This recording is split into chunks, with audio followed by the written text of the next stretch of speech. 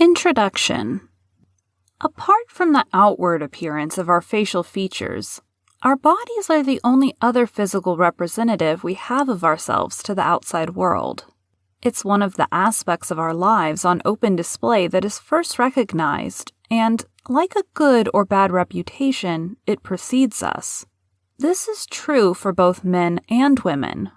The physique accounts for a large part of our confidence, and how we put it on display says a great deal about how much we value ourselves.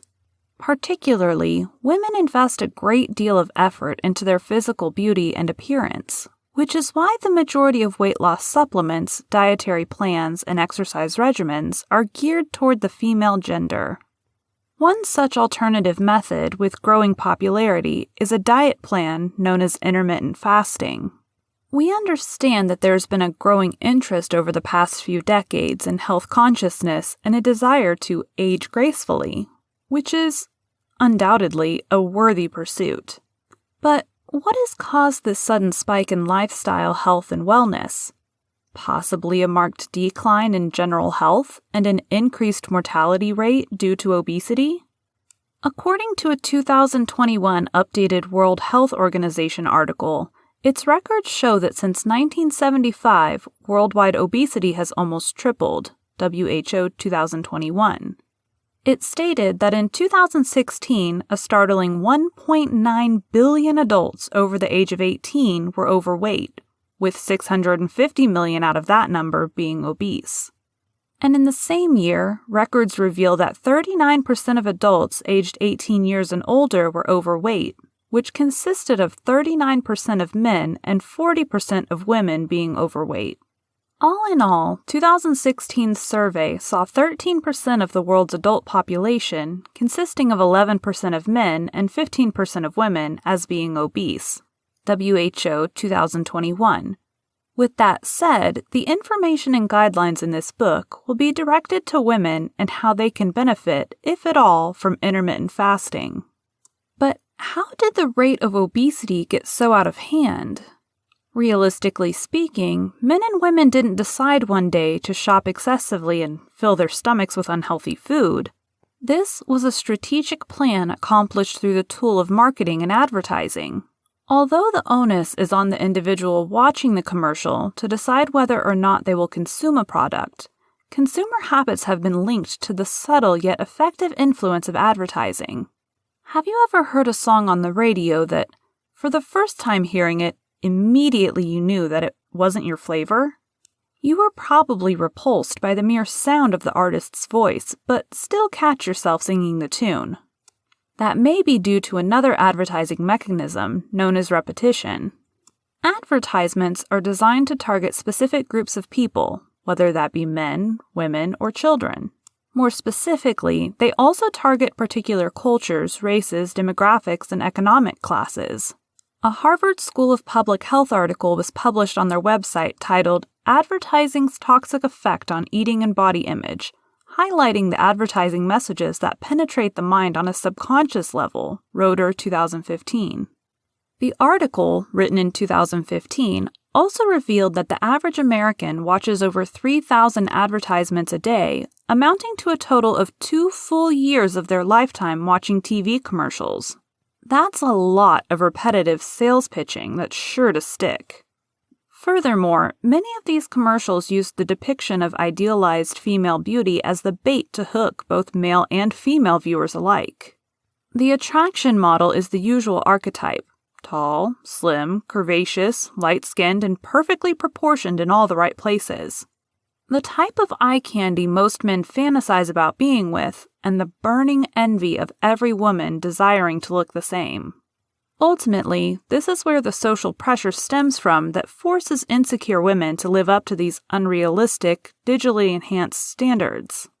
Unfortunately, that pressure often leads to depression and the pursuit of fitting that mold, and can drive an impressionable young lady to binge eating, overeating, and eventually obesity to fill the void within. However, there is a solution. And it takes more commitment than a quick fix visit to the dermatological surgeon for liposuction surgery.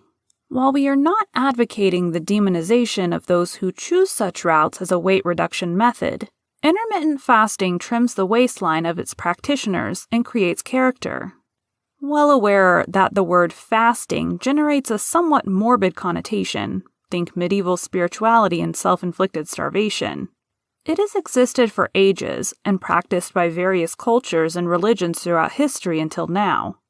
In case you're in need of a validity check, this weight loss method is implemented by some of Hollywood's most renowned names and faces. To name a few who swear by this healthier alternative, consider superstar actress Jennifer Aniston, social media personality Kourtney Kardashian, the ageless Halle Berry, singer Vanessa Hudgens, and many other credible sources who endorse intermittent fasting as their secret weapon. By now, the next question in your mind might be, what is intermittent fasting? If it's working for the greats, then it must be a worthwhile venture, right? Correct indeed. If you're serious about losing weight and ensuring it doesn't find you again, this act of minor self-denial may be your answer. Intermittent fasting is more than merely forcing yourself to suffer from hunger pains like a meditating monk for days on end. It isn't as ominous as it sounds, and is more of a lifestyle than a rigorous diet plan. Intermittent fasting is a method by which an eating pattern of your choice is formed through cycles of consumption and fasting. But it doesn't have to be an intense period over days of food abstinence. This explains why the word intermittent is coupled with fasting, being that it is defined as anything occurring at irregular intervals or lacking in steady continuity. Therefore, the most common eating cycle is known as the 16-8, where you would skip breakfast and begin your first meal at 1 o'clock p.m. or 2 o'clock p.m., eating lightly until 9 o'clock p.m. or 10 o'clock p.m. That would fulfill an 8-hour eating interval. Then would commence a 16-hour fast, leading to a repeat of the cycle. However, as mentioned, this is the most popular cycle and is just one of many. This type of fasting has gained immense popularity over the past few years for women looking to lose some extra pounds. But the benefits don't stop there.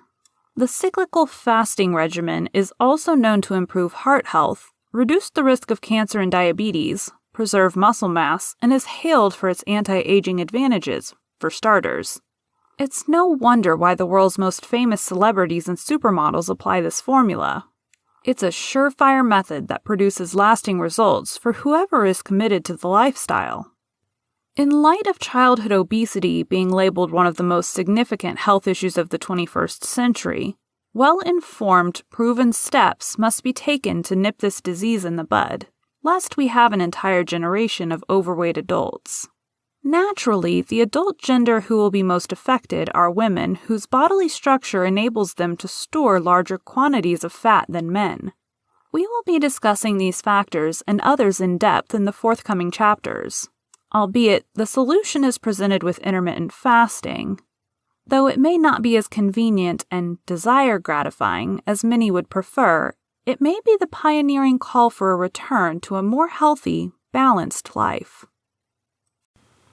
Chapter 1. An Obese Epidemic. I know what you may be thinking.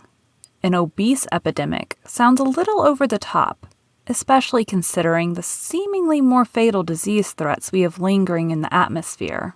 But the title is worth every bit of the dramatic effect it conveys.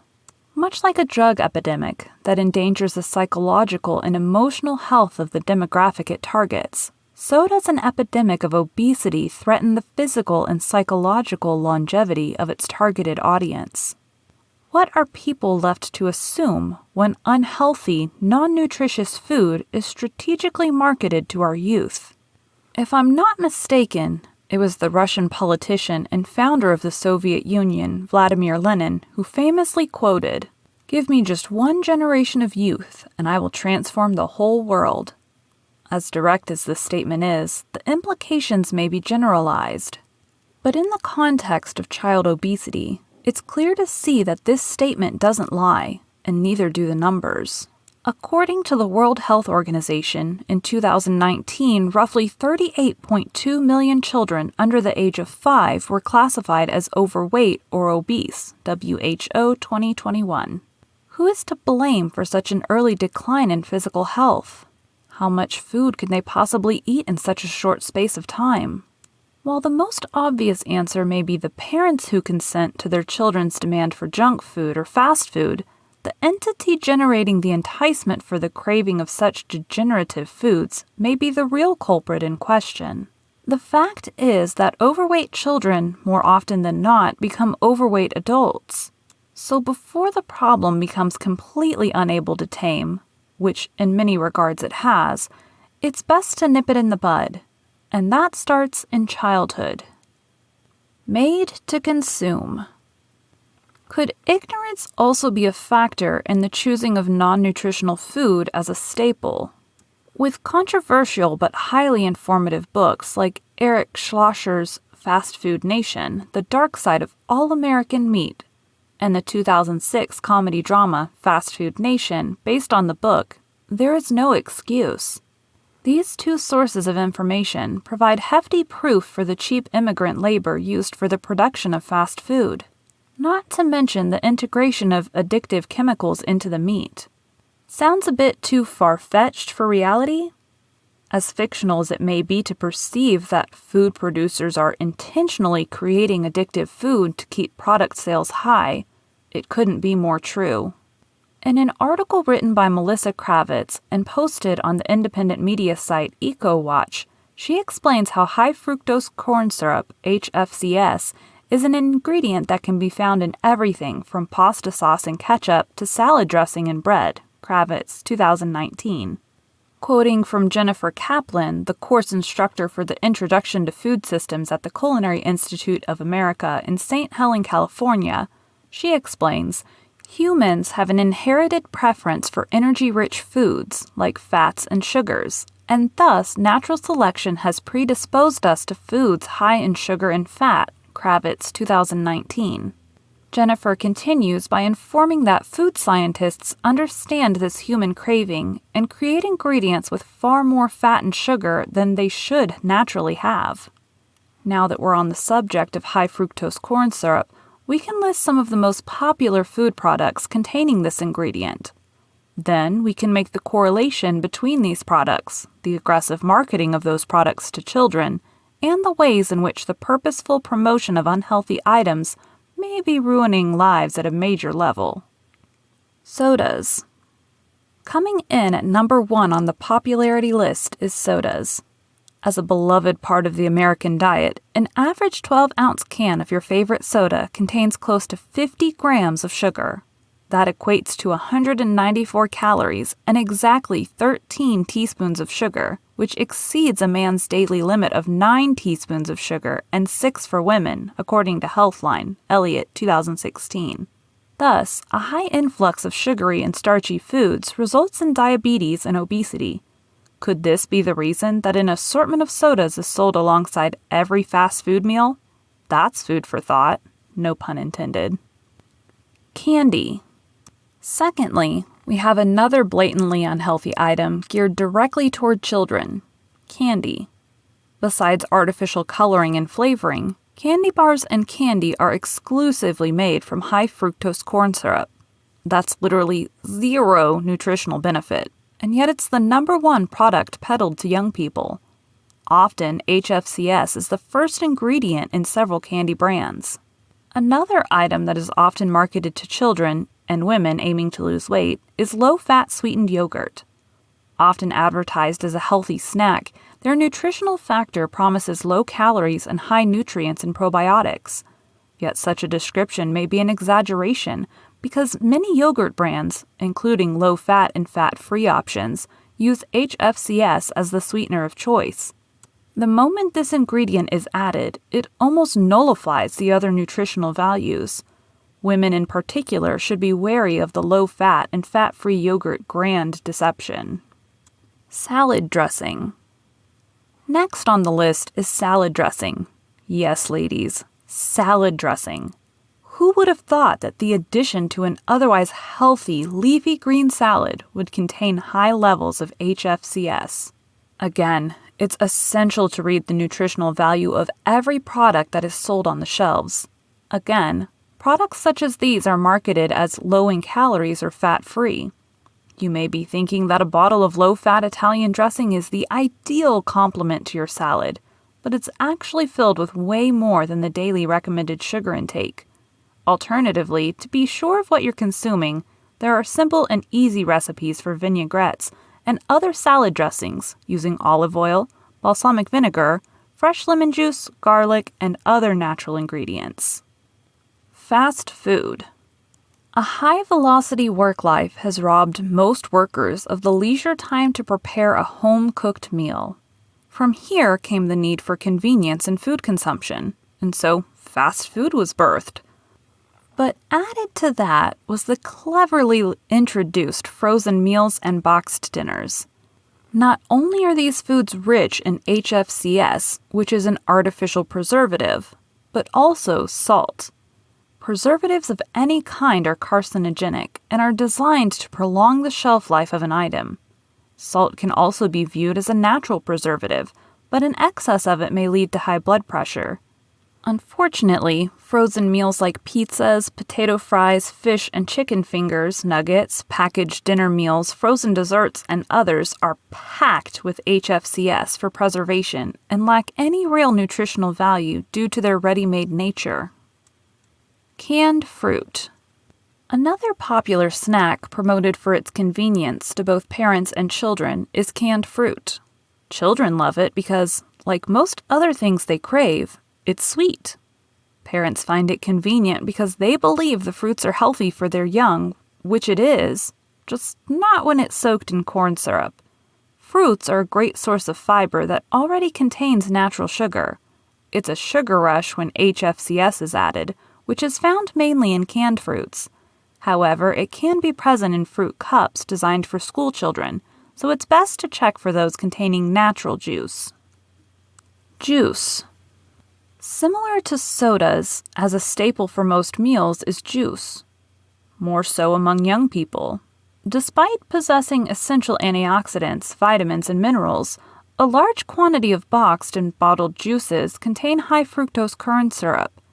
The concentrated sugar additives nearly drown out any other nutritional value, making it akin to sodas.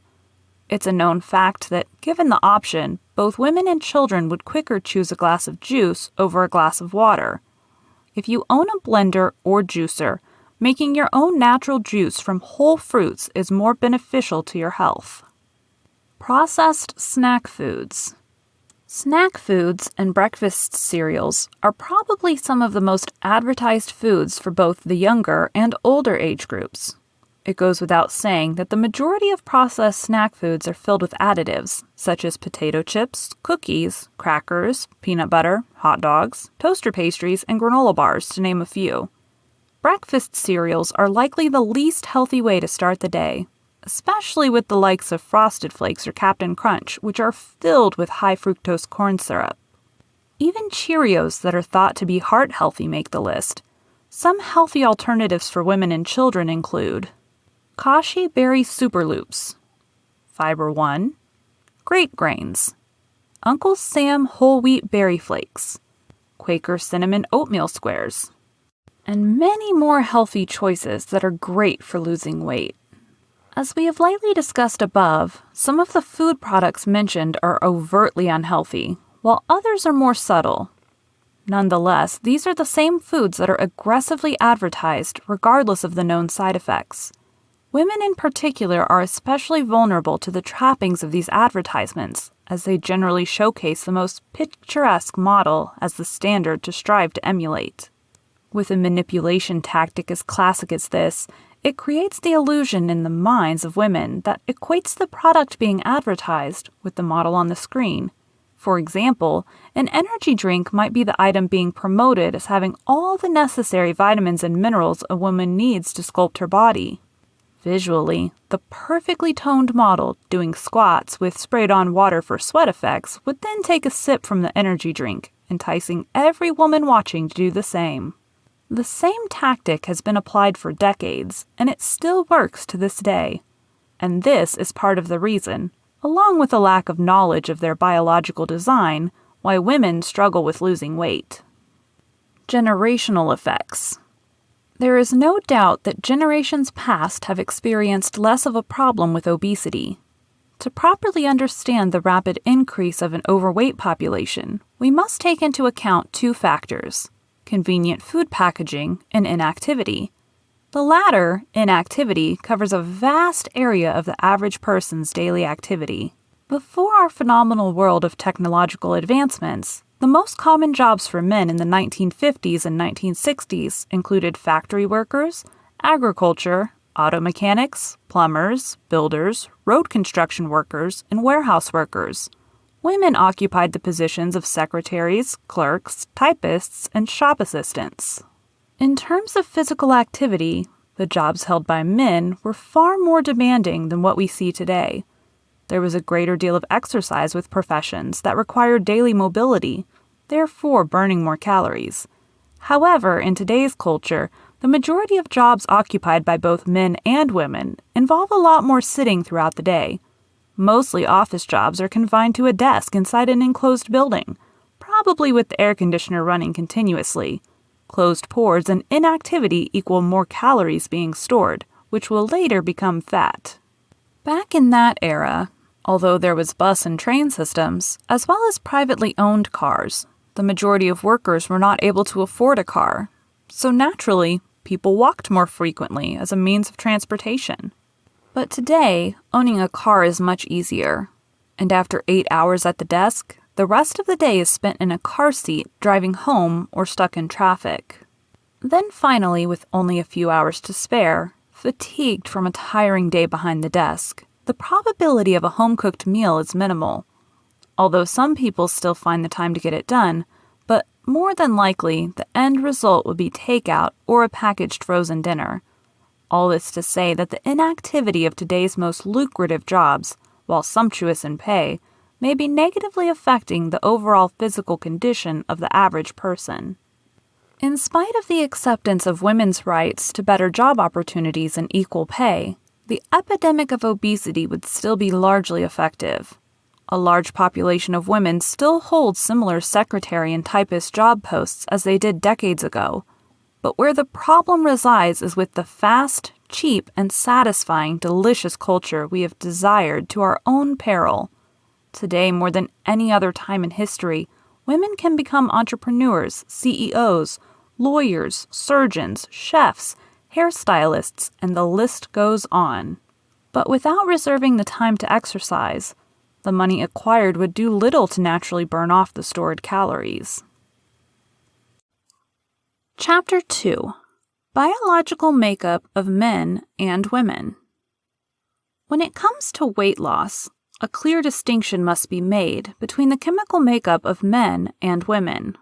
The unique makeup in both genders includes the presence of testosterone in men and estrogen in women, which affects the metabolic rates of both sexes by default. Taken into account must also be stress levels, sleeping patterns, and caloric intake. In actuality, the stress levels of both men and women are fairly equal, but the differences lies in response to stress and how each sex deals with it. The strategies for stress management differ so starkly that an article posted on the American Psychological Association website revealed the propensity for women to indulge in overeating as higher than men when dealing with stress, Sliwa 2012. Similarly, binging on unhealthy food as a means of coping with a stressful situation is also higher in women than men. Considering this study alone is enough of a diagnosis to show the reason why women are tipping the scales in obesity, since the topic is keyed in on the difficulty women face in losing weight, let's expound on some of the factors contributing to that. Men and women are wired differently on multiple levels. No one can dispute that fact. From the way in which each gender processes information, to the factors involving decision-making, to the metabolism and muscle mass on each individual body, men and women are truly unique. As a result of the differences in physical design, women also report differences in the outcome of intermittent fasting. It is actually stated that, from the limited studies of women on intermittent fasting conducted by Harvard, a woman's metabolic rate does not experience a boost, and there is a marked increase in cortisol release, Harvard Health Publishing, 2018. The study concluded that intermittent fasting could contribute to diabetes and obesity. However, there were only 13 women whose data was collected, one of whom was pregnant. Obviously, there are different hormones at work during pregnancy. There are countless other testimonies of women who can attest to the positive, life-altering effects of intermittent fasting. But before delivering the evidence on why it's worth your time, let's discuss the physical characteristics of women and the hormonal and chemical reactions their bodies experience. Physical and hormonal effects. As was briefly mentioned in the above paragraph, there are distinguishable differences between men's and women's skeletal, anatomical, muscular, and hormonal diagrams. These undeniable details result in a different reaction to intermittent fasting for each gender, as well as how they lose weight. And yet, both stand to benefit from this dietary lifestyle. But for women in particular, a unique profile of a lifetime of hormonal changes must be taken into account. This entails periods during her menstrual cycle, pregnancy, menopausal, and postmenopausal. The idea is to incorporate intermittent fasting into your lifestyle after receiving a good understanding of your own body. With the possibility of an adverse chain reaction due to these chemical and hormonal compounds, it's wise to know how your body functions under stress and how much tolerance your body has for lack of food over a set period of time. Unlike men, women's bodies don't respond well to scarcity. In fact, according to an article covering this topic on the International Sports Science Association website, it found that because of men's lean, muscular physique, they received a metabolic boost from fasting, Science Association 2020. Adding to this chemical reaction may be the innate psychological wiring to be the provider, which would explain the ability to skip a meal and still harness the fuel to perform strenuous physical activities. Research has also found that intermittent fasting increased testosterone utilization between 10 and 200%, as well as an increase in growth hormones between 100 and 200%. The study concluded the cause of this reaction was simply the way a man's body is constructed and the result of a primal, psychological instinct of men in past civilizations to be hunters. On the other hand, women in hunter-gatherer societies in times past responded quite differently. In times of scarcity and lack, women went into a sort of hibernation, where their metabolism slowed down for energy consumption and to store fat in preparation for an extended period of food shortage. For this reason, some studies suggest that an intentional caloric deficit in women could trigger hibernation mode by storing away insulin, which then becomes fat. This may be more common under longer periods of fasting. It is for this reason why understanding the mechanics of your body is essential, like knowing what section of your body stores the most fat, what your regular eating routines are, and the most pronounced symptoms during your menstrual cycle before embarking on an intermittent fasting journey. Because a woman's body is intricately connected to her reproductive system, it makes fasting an even more sensitive venture. Estrogen is one of the main reproductive hormones, and a careless dive into a long-term fast could have damaging effects, leading to hormonal imbalance. Again, because testosterone is the main hormone in men, an estrogen imbalance would not be of grave concern to them. On the other hand, women are susceptible to estrogen imbalance, and the effects could show up in multiple ways. Referencing an article from the Simple Life website titled, "Is Intermittent Fasting Safe for Women? The Ultimate Guide to Women's Health," Endicott 2020, it states that an estrogen imbalance could cause a lack of energy, weight gain, loss of muscle, lower bone density, poor cardiovascular health, impaired blood glucose control, infertility, diabetes. All of these possible outcomes are extremely important to consider before beginning an intermittent fast as a woman. Now you may say to yourself, a few of these potential outcomes seem counterintuitive, and you may be correct in your assessment. Who would ever think that you would actually gain weight by trying to lose it? It just goes to show how sensitive a woman's body is. During menstruation, in particular, you would still need to sustain a certain percentage of body fat to maintain fertility. Therefore, doing a strict calorie restriction, like intermittent fasting, could have a reversal effect in that your body may preserve the calories you're trying to lose. Of course, this is the opposite of the outcome you desire, but by ignoring your body's reaction and continuing on an intense fast, it runs the risk of infertility and a medical term known as amenorrhea. Amenorrhea, quite simply put, is the absence of a woman's menstrual cycle. A missing menstruation cycle can also lead to infertility. According to a write-up done on the Family Doctor's website, there are two classifications of amenorrhea: primary amenorrhea and secondary amenorrhea, Staff 2020. Primary amenorrhea involves the late start of menstruation for a young lady. The typical age range to first begin seeing your period is between 14 and 16 years old. Experiencing your first period after this age should be given close attention. Secondary amenorrhea is when a woman does not see her period over a 3-month time span or longer. Although genetic or family history can be the cause of amenorrhea or menopause, some other reasons include eating disorders, a poor diet, an intense exercise regimen, stress, or being overweight or underweight. You may have guessed that intermittent fasting can fit into at least 2 of these root causes, a poor diet and an eating disorder. Intermittent fasting requires restructuring your entire eating patterns, which can lead to imbalanced hormones and subsequently affect your menstruation cycle. In addition to infertility, hormonal imbalance can also procure excessive weight gain, excessive weight loss, and thyroid malfunction. But don't feel as though all hope is lost for your weight loss aspirations using intermittent fasting. The key is to consume enough calories for your menstrual cycle to remain healthy. Having an understanding of the different time variations practiced in intermittent fasting will give you the option of choosing which is best for your weight loss goals and for keeping a regular menstruation cycle.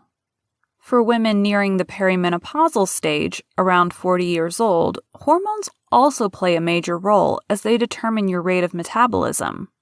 The perimenopausal stage is normally considered the transition period into menopause, which officially begins around age 51. Metabolism begins to slow down during that time, and the excess fat is stored around the abdomen. Often referred to as stubborn belly fat because of the difficulty in getting rid of it, a good solution for this time of life would be intermittent fasting. Postmenopausal women practicing intermittent fasting stand to benefit greatly, and this is why. Remember what was said earlier, that during the years of menstruation, there needs to be a certain amount of insulin and calorie storage to produce healthy menstruation? Well, once you enter your menopausal period, all the extra fasting glucose will be put to good use as the body is made more sensitive to insulin. Menopause is also known to come with mood swings. Issues such as these can also be positively affected since intermittent fasting is great for increasing brain function and balancing your mood. Psychological influences. So you want to start intermittent fasting, but you're not sure how it's going to affect your psychological state. Your concerns are legitimate because there are detrimental psychological ramifications with women practicing IF. One of the more noticeable reactions you can witness is a change in mood. Remember to be mindful of the hormonal phase you are experiencing. Perimenopausal and postmenopausal women will certainly experience mood swings and hot flashes, NIH Aging 2017. So if you're in the age range where the symptoms of menopause should be prevalent, 50 to 51, then don't blame it on intermittent fasting. Symptoms such as mood swings, irritability, and anger would apply to women who are still menstruating. The main reason for sudden crankiness stems from a drop in blood sugar levels and an increased release of the stress hormone cortisol. Cortisol secretion is manifested when your body is under immense pressure, such as fasting, and when you encounter feelings of danger or fear. Similar to dopamine, which is also associated with feelings of enjoyment, pleasure, and reward, cortisol helps your brain regulate your mood, motivation, and fear. It is also released when there is a decline in blood sugar levels, which would be the outcome of an extended food break. So the next time you're on an IF routine and suddenly turn from calm and charming to a fiery warrior princess, it's not you, it's cortisol. In addition, the secretion of neuropeptide Y also occurs when experiencing hunger. According to Science Direct, it contains an appetite-stimulating or orexigenic effect, responsible for hunger feelings, Opal 1979. However, in the absence of food, this hormone can engender a combative nature which may take you, and other people, by surprise. We've covered the fact that intermittent fasting is multifaceted in its benefits. What intermittent fasting can do goes beyond the physical and is proven to promote mental health as well. But for the sake of fairness, as much as I would like to highlight only the positive psychological benefits of IF, there are potential outcomes that require a great deal of caution. Let's not forget that women's hormones are more complex than men's. As it was discussed in the previous chapter, intermittent fasting done for intensely long periods of time and sometimes a rigorous exercise routine can also significantly alter the mind for good or bad. In order to end this chapter on a good note, let's firstly discuss the potentially harmful effects of intermittent fasting on a woman's psychology. Higher stress levels. The first reality to factor in is stress. Various studies suggest that the stress level of women is rising. And let's face it, there is a concentrated deal of stress on women today than ever before. The stress of modern women involves living up to society's standards, going to college, entering a career full-time, marriage, raising children, catering to others' needs as well as your own, plus trying to keep your body in shape. The stresses and uncertainties of life are things that we cannot passively ignore. But the way in which we respond to life's trials depends heavily on hormones and the overall psychology of a person. For example, based on a survey done by the American Psychological Association, women are more prone to respond to stress by eating, with a less likely chance of exercising to release that stress.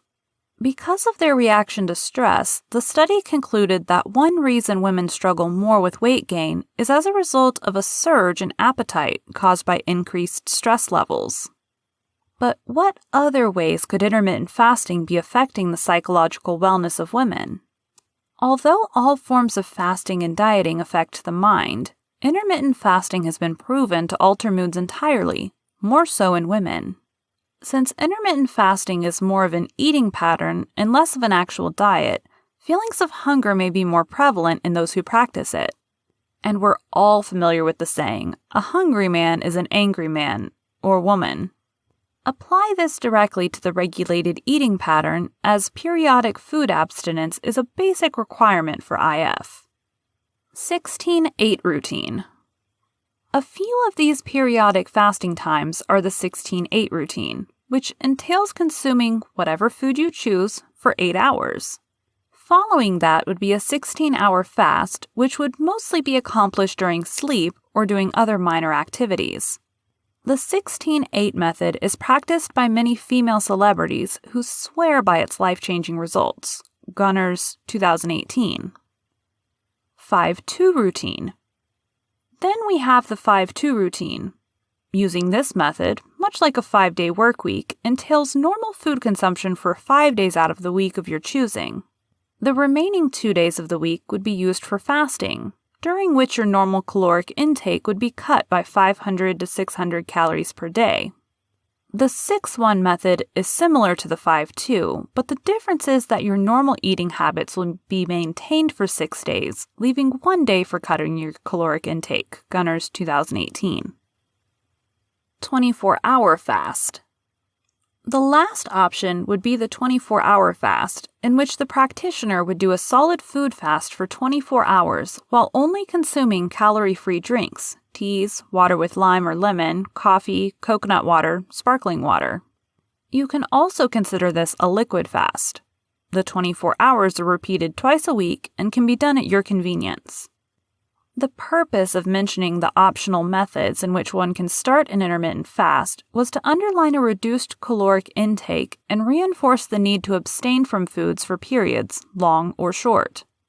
During this time, the body is placed under unnatural stress from a lack of nutrition, Also affected will be a person's mental wellness, as a lack of nutrients also affects cognitive functions.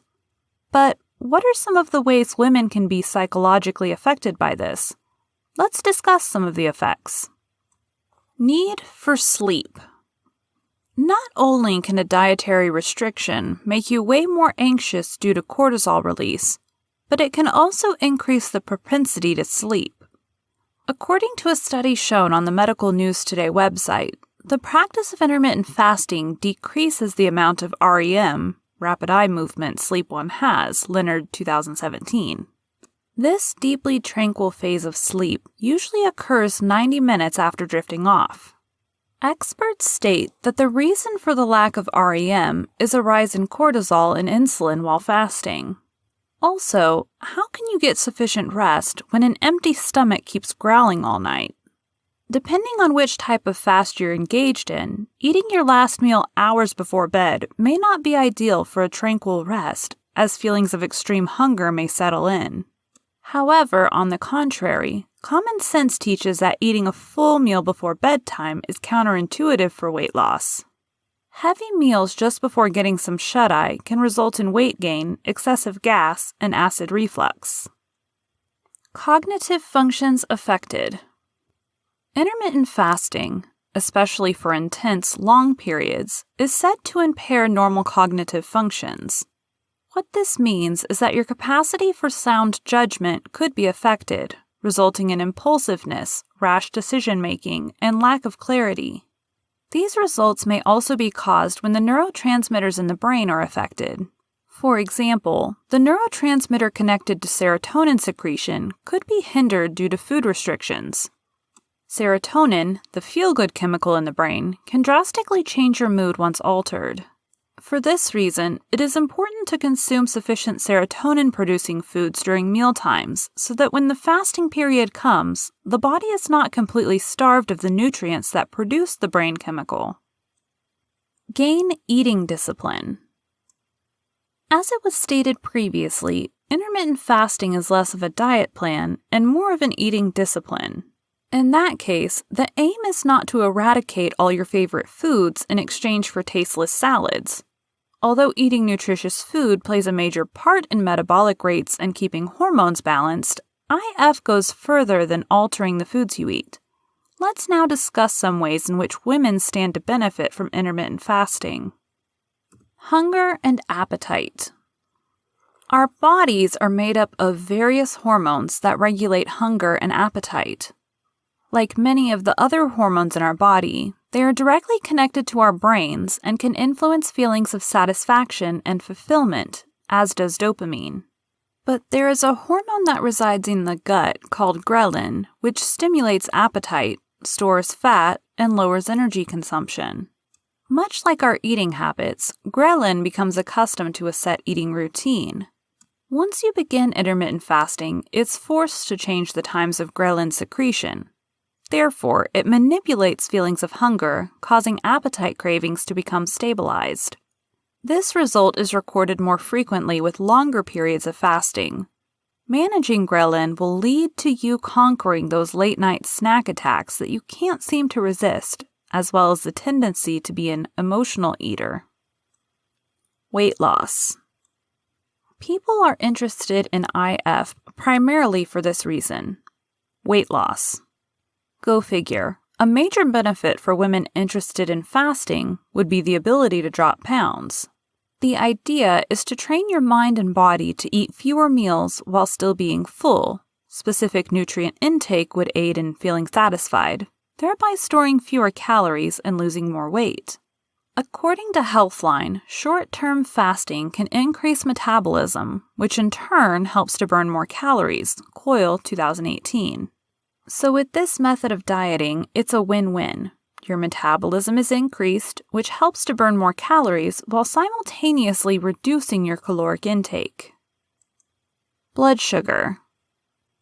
One way intermittent fasting can benefit you greatly is that it reduces blood sugar significantly. High blood sugar levels are the main cause of type 2 diabetes, which has risen dramatically in recent decades. Intermittent fasting targets this issue directly by reducing insulin resistance and fat storage. Eating fewer meals means a decrease in calorie intake, and since calories are broken down into glucose, it makes it easier for cells to remove glucose from the blood when fewer meals are eaten for the day. In this way, IF actually helps to prevent type 2 diabetes development. Cancer. Next to diabetes and heart disease, one of the most notorious killers is cancer. According to an article on Helio.com, reports show that obesity has been linked to 12 different kinds of cancer, Simon 2000, including mouth, pharynx, larynx, stomach, esophageal, pancreatic, gallbladder, liver, colorectal, breast, ovarian, endometrial, prostate, kidney cancers. Don't forget that higher glucose levels mean increased insulin levels and subsequently more fat storage. Intermittent fasting is a great solution for anyone struggling in that area. But what also occurs is a process known as autophagy. In a nutshell, autophagy is the body's way of cleansing. A regeneration process occurs whereby damaged cells are cleaned out in order to rejuvenate newer cells. This natural process is essential for cancer prevention and can lessen the development of cancer cells. Lifespan. Possibly one of the most exhilarating features of intermittent fasting is its ability to extend your lifespan. So, not only can you ladies live longer than the average person, you get to maintain those good looks while doing it. We've already covered the positive effects of intermittent fasting on your metabolism, which is why it makes sense that you get graced a few extra years. This is due to the reduction of oxidative stress, which speeds up the aging process. So, what have we learned? Intermittent fasting for women is far more complex than it is for their male counterparts. There is much more to be considered, especially the release of hormones at the different physical transitions of life, albeit intermittent fasting is an excellent means of weight loss. For the women looking to get to the crux of the issue, which for many is overeating or high-calorie consumption, intermittent fasting will teach how to discipline your hunger and maximize your nutrient intake in limited food portions. You also stand to gain a clearer understanding of your body type and what it can and cannot tolerate in regards to food abstinence. The benefits are truly transformative, which is why the women who begin intermittent fasting consistently don't quit the practice. Information is key, so learning as much as you can about your body and the effects of intermittent fasting would be best. Hopefully, this book will accomplish just that. Chapter 3. Losing Weight. Why Most Women Struggle. Most women who relish the fullness of life understand that it takes a healthy body to be able to enjoy life. Whether you've struggled with weight your entire life, want to shed some belly fat post-pregnancy, or simply desire to see your body operate at peak performance, there is something all women need to know concerning their bodies. Naturally, women have a higher body mass index, BMI, than men. Simply put, where the male physiological structure is made of mostly lean muscle, which burns calories rapidly, the female body type is designed to store more fat than muscle. This was discussed lightly in the previous chapter, but we'll be digging much deeper into the influence of a woman's genetic makeup. Another factor that heavily affects the rate at which weight is lost is your genes. Does obesity run in your family? If yes, then it can likely affect your overall body mass. But be encouraged because all hope is not lost. You may not have been in control of the genes inherited from your parents, but you didn't inherit their mental capacity. A willingness to lose the weight and actually be determined enough to see it happen could make all the difference. Metabolism and body fat storage.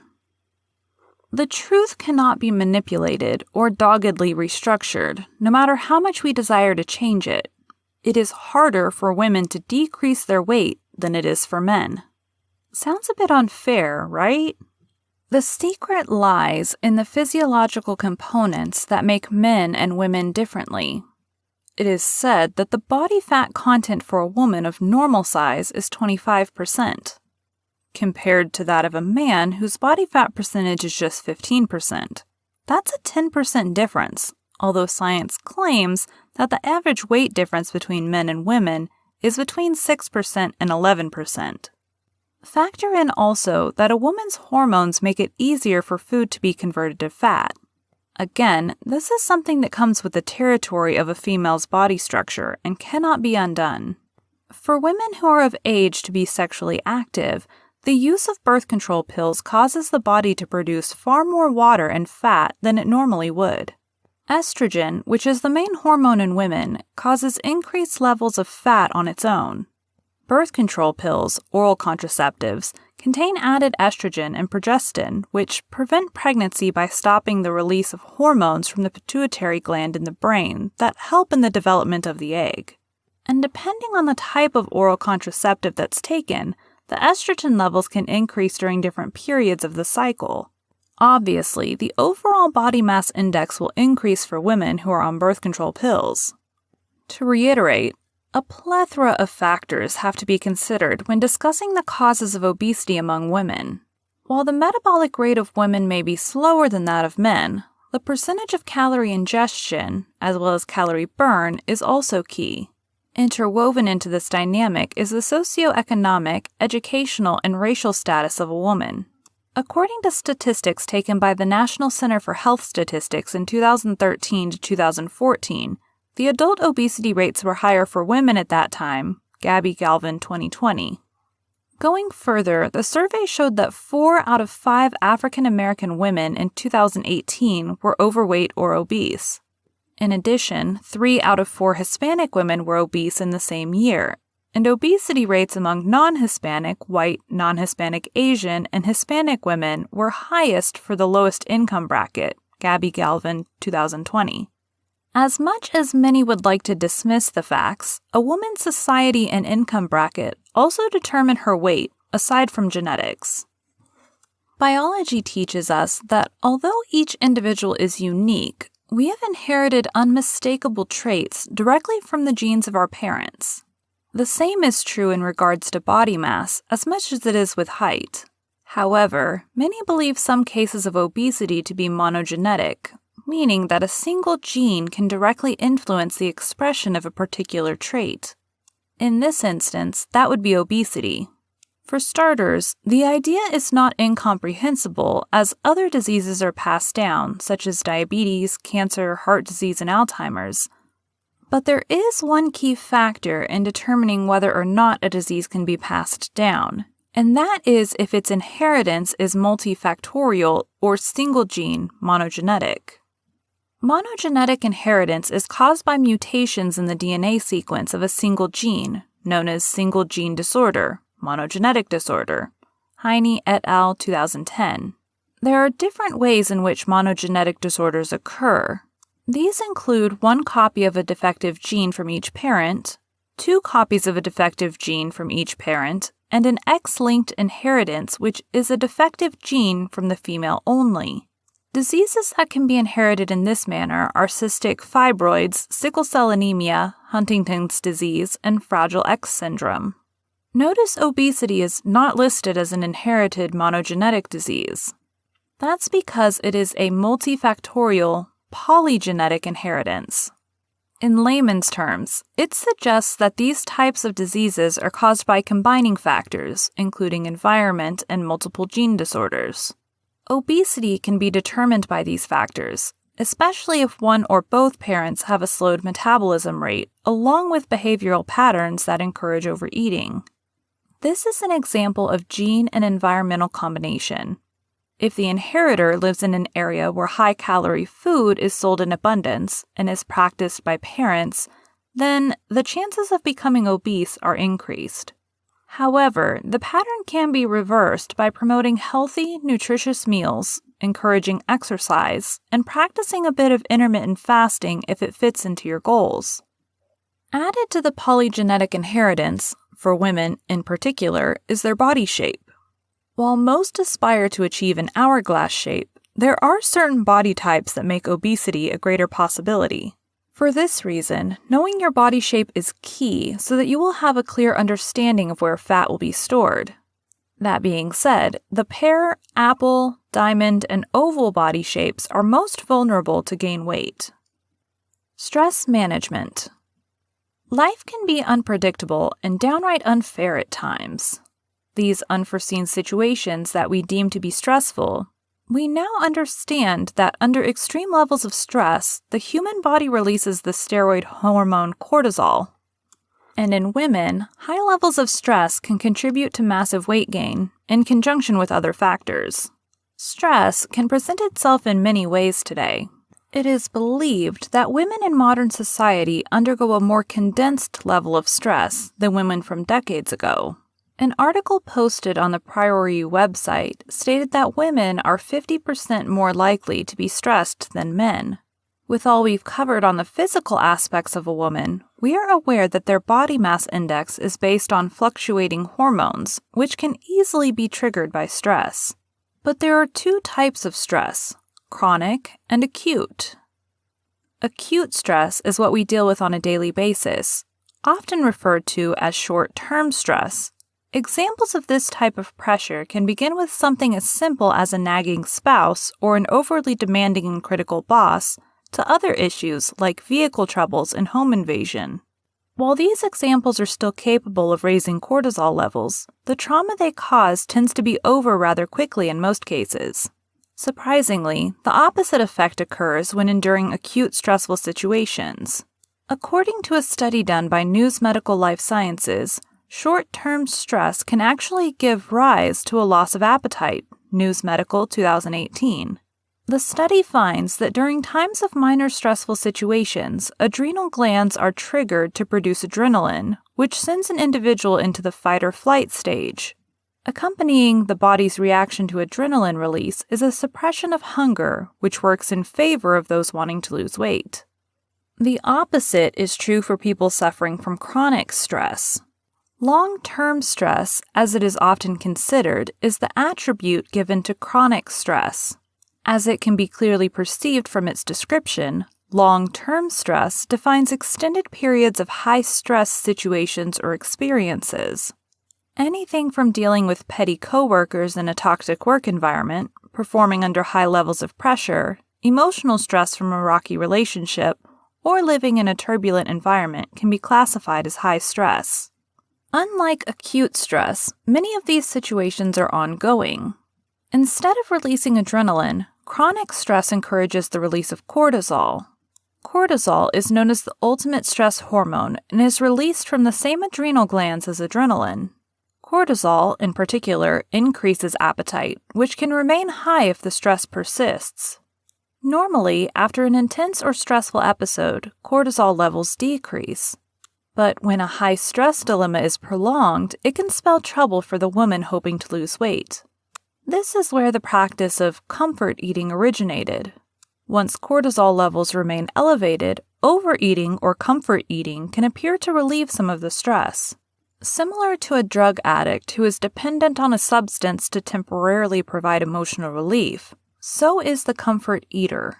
Not only does cortisol increase appetite and help to regulate metabolism, research has found that it also influences one's food preference. When faced with stressful situations, these preferences tend to be sugary, sweet, and high in calories. Pleasurable as it may be to the palate, these foods can be difficult to discontinue once the dopamine release justifies the warning of your better judgment. The rush of the feel-good hormone can be addictive, and so can the food. Exorbitant levels of cortisol in women can lead to a plethora of health issues. Among some of the minor results of cortisol release are insomnia or difficulty sleeping, high blood pressure, fatigue, thyroid issues, and problems losing weight. The more detrimental effects are associated with a condition called endogenous Cushing's syndrome. Symptoms include extreme weight gain in the face, abdomen, and chest areas, a flushed or swollen face, purple and bruised-looking skin, muscle weakness, mood swings, and dehydration. Further psychological pressures that can lead to obesity comes from an unlikely practice: dieting. As ironic as it sounds, pursuing a rigorous diet plan can sometimes do more harm than good for women mentally.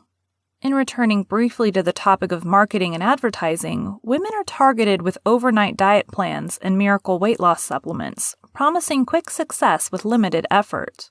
Of course, this sounds appealing to those ladies desperate to cut the weight. However, in many cases, after the proposed solution fails, it causes a downward spiral of negative emotions, which can linger for longer than anticipated. Disappointment of such magnitude can lead to a relapse in eating junk food and an emotional eating binge.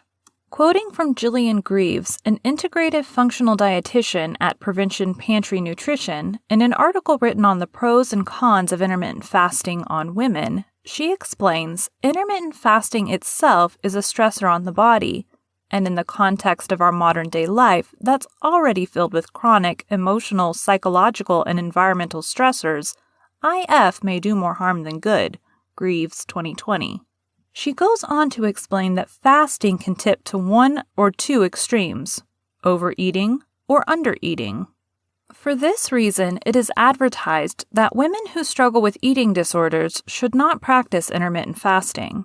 For example, those who are binge eaters do so to maintain some level of control. To make up for the days of extreme food denial, they may enter a period of overconsumption. The roller coaster ride of unnatural spikes in food ingestion and then punishing denial causes spikes and drops in blood sugar levels, which will ultimately confuse hormones and brain function. The unnatural eating habit can lead to feelings of shame and disappointment, which can be closely linked to depression. With all that has been said in regards to mental health and the effects of stress on women who practice intermittent fasting, the choice is up to the individual. There are both positive and negative outcomes with IF, so taking into account your tolerance levels and monitoring your mental health condition while on other diets will provide all the data you need to know moving forward. IF may not be for you if there's been a history of eating disorders, dizziness, an extreme decline in blood pressure, or other health conditions related to dieting or fasting. Consulting closely with your physician is recommended before starting an intense intermittent fasting plan. Chapter 4. What is intermittent fasting? At the very mention of the word fasting, immediately, somber thoughts of starvation and Tibetan monk principles creep into the mind, causing repulsion to the very idea. But intermittent fasting doesn't lead to such an extreme. And no, this type of fasting does not require lengthened periods of hunger pains for days on end. Of course, some people have enough hunger resistance to persevere for such an amount of time, but that's not exactly the goal of intermittent fasting. The term intermittent fasting only gained international popularity around 2012, where it was marketed as the ultimate cheat code for obesity. Ever since the genesis of the Industrial Revolution, which brought with it wealth and a certain amount of ease in life, it came at an unhealthy cost. But other findings have suggested that ever since the end of World War II is where obesity begins to rear its ugly head. By this time, the establishment of factories had contributed to the wealth of the common person. Small towns grew to become large cities, and so did the appetites of their inhabitants. From that time to the present day, we have seen the effects of food abundance and variety, and how the many options, coupled with a love of entertainment and a lack of exercise, have led to the growing epidemic of obesity that continues to plague America. Intermittent fasting has become one of the most intriguing eating disciplines over the years. As a matter of fact, it is the only weight loss alternative that demands periods of complete fasting days. For most, this is the only trying part. Other than that, unlike other calorie-restricting and food-restricting diet plans, intermittent fasting does not prohibit the intake of any food group, especially when it's feasting time. Yet, this freedom must still be tempered with good judgment. For inquiring minds that want plenty of facts on the topic of intermittent fasting, let's break down its origin and a few other fun facts about the practice beloved by your sexiest celebrities. Origin of intermittent fasting. As I stated before, fasting of any kind usually carries a negative connotation with it and seems to have a religious stigma attached as well, and rightfully so. Fasting is practiced in many major religions like Christianity, Islam, Buddhism, and Hinduism as a means of spiritual cleansing and purification.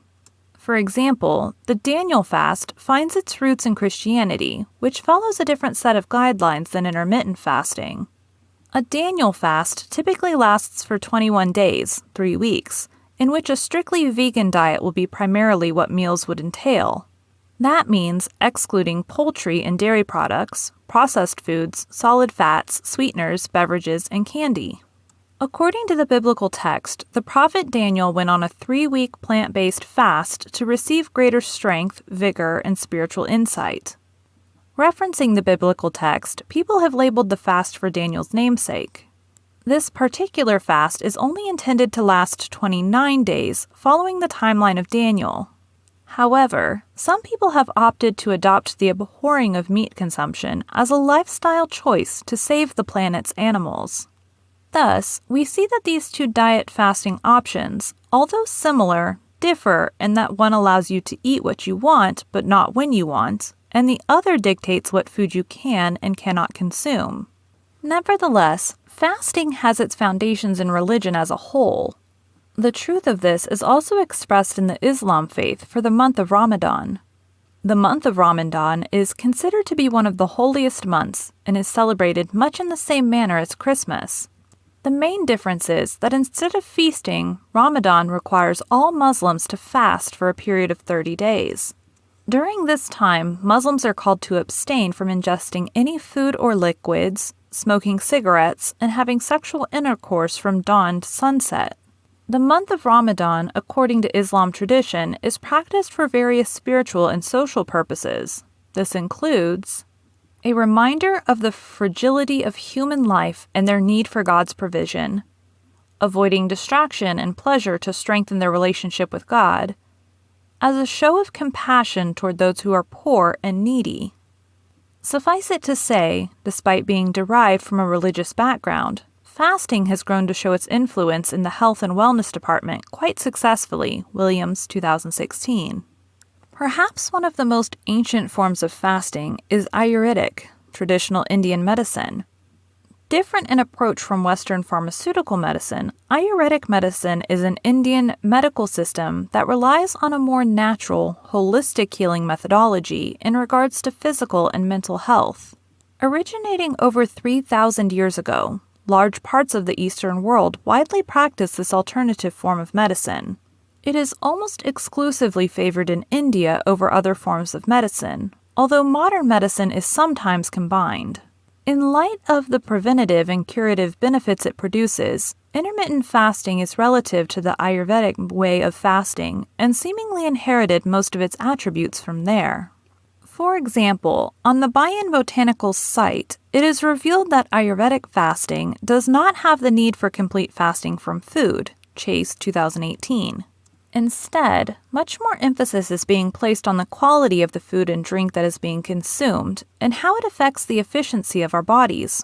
For those who endorse this form of fasting, quality trumps quantity in every area.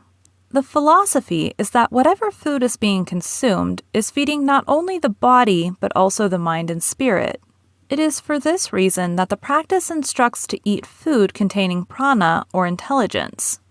It is believed that the majority of Western food being marketed to consumers lack many vital minerals and vitamins that promote longevity.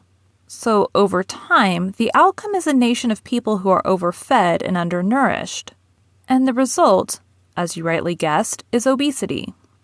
In order to combat the chronic disease of obesity, Ayurvedic fasting recommends going on regulated fasts, like between meals, similar to IF. During the periods of feasting, healthy food like peas, vegetables, fruit, and other easily digestible options are preferred in small portions. But why the small portions?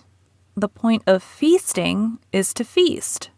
And while this statement is precise, being full could actually be compromising digestion, which then becomes toxic waste and leads not only to obesity, but also other diseases. According to the belief, eating just enough food to feel satisfied versus feeling full is the key to proper digestion, health, and longevity. Roja Singh, a former marathon runner of Indian descent, is currently alive and well at 110 years old, Brown 2013. He currently resides in Britain and is distinguished for his marathon running, which he began in his 80s. Singh credits his longevity to eating a child's portion of food at every meal. That's a huge revelation. So it appears IF has gotten it right. Eating less copious meals packed with all the essential vitamins and minerals is equivalent to a lower caloric intake, which means a lower percentage of fat storage and an enhanced digestive system. The recent interest in intermittent fasting goes to show that there truly is nothing new under the sun. Many people who practice intermittent fasting still do so for spiritual reasons. Therefore, it's sensible to classify a 24-hour fasting period as a religiously motivated fast. However you choose to use IF to your advantage, it won't change the extremely miraculous benefits that accompany the practice. But before beginning any fast, it is always advised to consult your personal healthcare professional to ensure your current health challenges, digestion, and vitality are in a suitable condition. How intermittent fasting works. It appears as though the dieting options list becomes more and more extended with each passing year. Diet plans like the Paleo diet, the vegan diet, low carbs diet, pescatarian diet, the Atkins diet, the list goes on. These diets all have a unique perspective on which foods are most capable of having the body perform at optimum levels. But despite the innumerable dieting options, populations seem to be losing the fight against obesity. Based on the CDC Obesity Prevalence Survey between 2017 to 2018, obesity among adults has increased from 30.5% to 42.4% CDC 2021. Staggering evidence such as this begs the question, are the diets working? To say they were not would be presumptuous, but what if the solution was not simply to change our choice of food, but in addition to eating healthy, eating less? Intermittent fasting is literally the missing link to perfect digestion, body composition, longevity, and the kind of age-reversing vitality that we see in the Benjamin Button movie, or at least close enough to it. Sounds a bit counterintuitive? If it does, I can tell you why. It's because we have been fed the lie that we should always want more. More of everything. More food, more entertainment, more friends, more likes, more views, more useless stuff. It's all about maximizing more of whatever is in your life. But what if less turned out to be more? In regards to diet and nutrition, what if taking a smaller portion of nutrient-packed, deliciously cooked food in periodic fasting routines could increase your metabolism, strip away stored fat, and regenerate your organs? All this and more is possible with intermittent fasting because it targets the root of the issue, which is a compulsive appetite. Intermittent fasting is like a key to unlocking our body's untapped potential. What happens is that digested food is broken down by enzymes in our stomach, which then become molecules in our bloodstream. Our cells use the sugar broken down from carbohydrates as energy, which quickly becomes stored away as fat when it is not used. Insulin is the hormone that allows sugar to enter our cells and stores unused sugar in our fat cells. Declining your food intake for an extended period of time between meals allows our insulin levels to decrease so that the sugar in our fat cells can be used as energy. If we can commit to those extended periods of fasting without snacking between meals, it allows insulin levels to go down so that the sugar, glucose, that is stored can be burned off. This is the entire purpose of intermittent fasting. We are not forgetting to mention that you are rewiring how your brain reacts to feelings of hunger when hormones like ghrelin and leptin are released. Ghrelin's function is to stimulate appetite, store fat, and lower energy usage. On the other hand, leptin decreases hunger and signals to receptors in the brain that you've had enough food. A lack of leptin could cause overeating, as this hormone sends the signal of satisfaction. One study revealed that obese people have high levels of leptin but are resistant to it.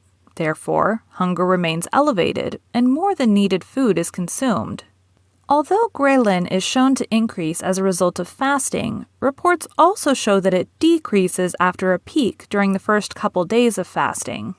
Despite hormones like leptin being suppressed during fasting, it can be manipulated by ensuring a sufficient caloric intake during the period of eating. Other factors that are affecting leptin may be not sleeping well or living an overall unhealthy lifestyle. As it was briefly mentioned, there are various methods that one can choose from to employ intermittent fasting. Here is a list of different styles. More detail will be given to those that are best suited for women. Crescendo method. Choosing 2 to 3 days out of the week, fasting should be for 12 to 16 hours. Fasting days should not be in succession, but every other day throughout the week, Monday, Wednesday, Friday. Modified alternate day fasting. This includes fasting every other day of the week, but feasting on non-fasting days. On fasting days, you're permitted to consume 500 calories. The 5-2 method.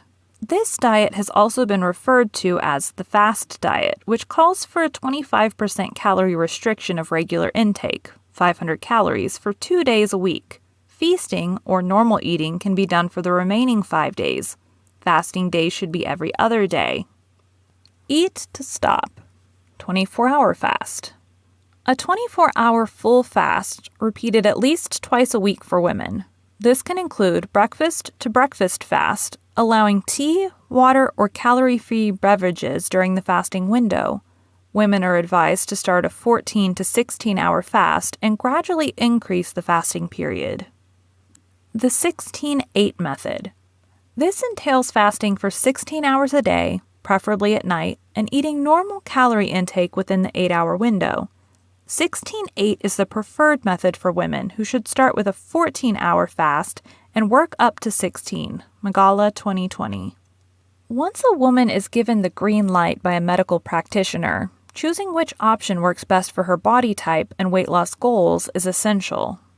During eating windows, no types of food are discouraged, which is the perk that attracts most people to try intermittent fasting initially. However, proceed with caution during times of feasting, as the increase in leptin during the fast could result in overeating and ultimately defeat the purpose of the fast. Chapter 5. Intermittent Fasting for Women. While both men and women stand to benefit from extended periods of fasting, there is a remarkable difference in how each gender reacts to intermittent fasting on a biological level. The only truth that can stand alone, male or female, is the requirement for a significantly less amount of calories to be eaten on a consistent basis. We now know that fewer calories and carbohydrates equate to less extra glucose accumulated as fat storage. And we are also aware that a woman's biological blueprint makes her susceptible to adverse effects of intermittent fasting that men may never experience. But that doesn't mean that women don't see success in the area of fasting. According to Healthline, a 2018 study report review of overweight adults disclosed that over a 3 to 12 month period, the average weight loss using intermittent fasting was 15 pounds. Still, another report found that over a 3 to 24 week period, the overall body weight of overweight or obese adults reduced by 3 to 8%, Gunner's 2018b. There are testimonies of women who have witnessed weight loss in as little as 21 days while practicing intermittent fasting. One 43-year-old woman named Martine Etienne Masubi went from 225 pounds to 145 pounds in 1 year, Thurrett 2020. That's a total of 80 pounds. Post-pregnancy, she attempted to lose weight by running and adjusting her diet, but to no avail. She soon discovered intermittent fasting and immediately became intrigued by the weight loss potential and the healing properties associated with it. If it could work for this career woman and mother of two, it can work for you. Women are busier more than ever before, be it a young lady in her late teens to early 20s preoccupied with college, a career woman and full-time mom, or both in her late 20s to mid-30s, or all of the above with the added role of a wife in her 40s and beyond. Women today truly have a lot on their plate. As most ladies are super self-aware, especially regarding their body structure and attraction, they would love the leisure time to hit the gym or go for a brisk walk to maintain a flexible body mass index. But let's be honest, it's not always possible. That's where intermittent fasting comes in. Contrasted with most other diet plans, which make you a slave to tracking calories and macronutrients, intermittent fasting makes life simpler and more convenient to match that busy schedule. The only precarious concern to encounter for women engaged in IF is the possibility of an extreme calorie deficit. A calorie deficit occurs when a person does not consume the number of calories needed to maintain their natural body weight over a set period of time. By biological law, what happens following a caloric deficit will be weight loss. But be warned, the dangers of consuming fewer calories than is required per BMI differ for men and women. Female bodies are highly reactive to the slightest change in calorie intake, and these reactions can increase or decrease in severity based on their phase in life. A prime example is the worsening levels in blood sugar shortly after beginning a fasting period. A 2005 study shared by the National Library of Medicine found that after 3 weeks of assessing the effects of intermittent fasting on men and women, glucose tolerance in non-obese women experienced adverse effects. The same was not true for men, who saw no significant change in glucose response and found a reduction in insulin response, meaning that their metabolism was increased to burn fat. Therefore, the study suggests that women's weight loss and blood sugar management may be less responsive to intermittent fasting than men's. Unfortunately, the study does not declare the ages of the women who were included in the experiment, as this plays a major part in body composition, fertility, and menstruation. This is the reason that women are often encouraged to start with short interval fasting periods when beginning.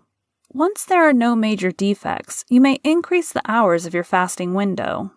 For menstruating women, the topic is even more sensitive. Extended periods of fasting can negatively affect the part of a female's brain called the hypothalamus. Though the hypothalamus is present in both the male and female brain, it is directly related to estrogen secretion in women as well as her reproductive system via the pituitary gland.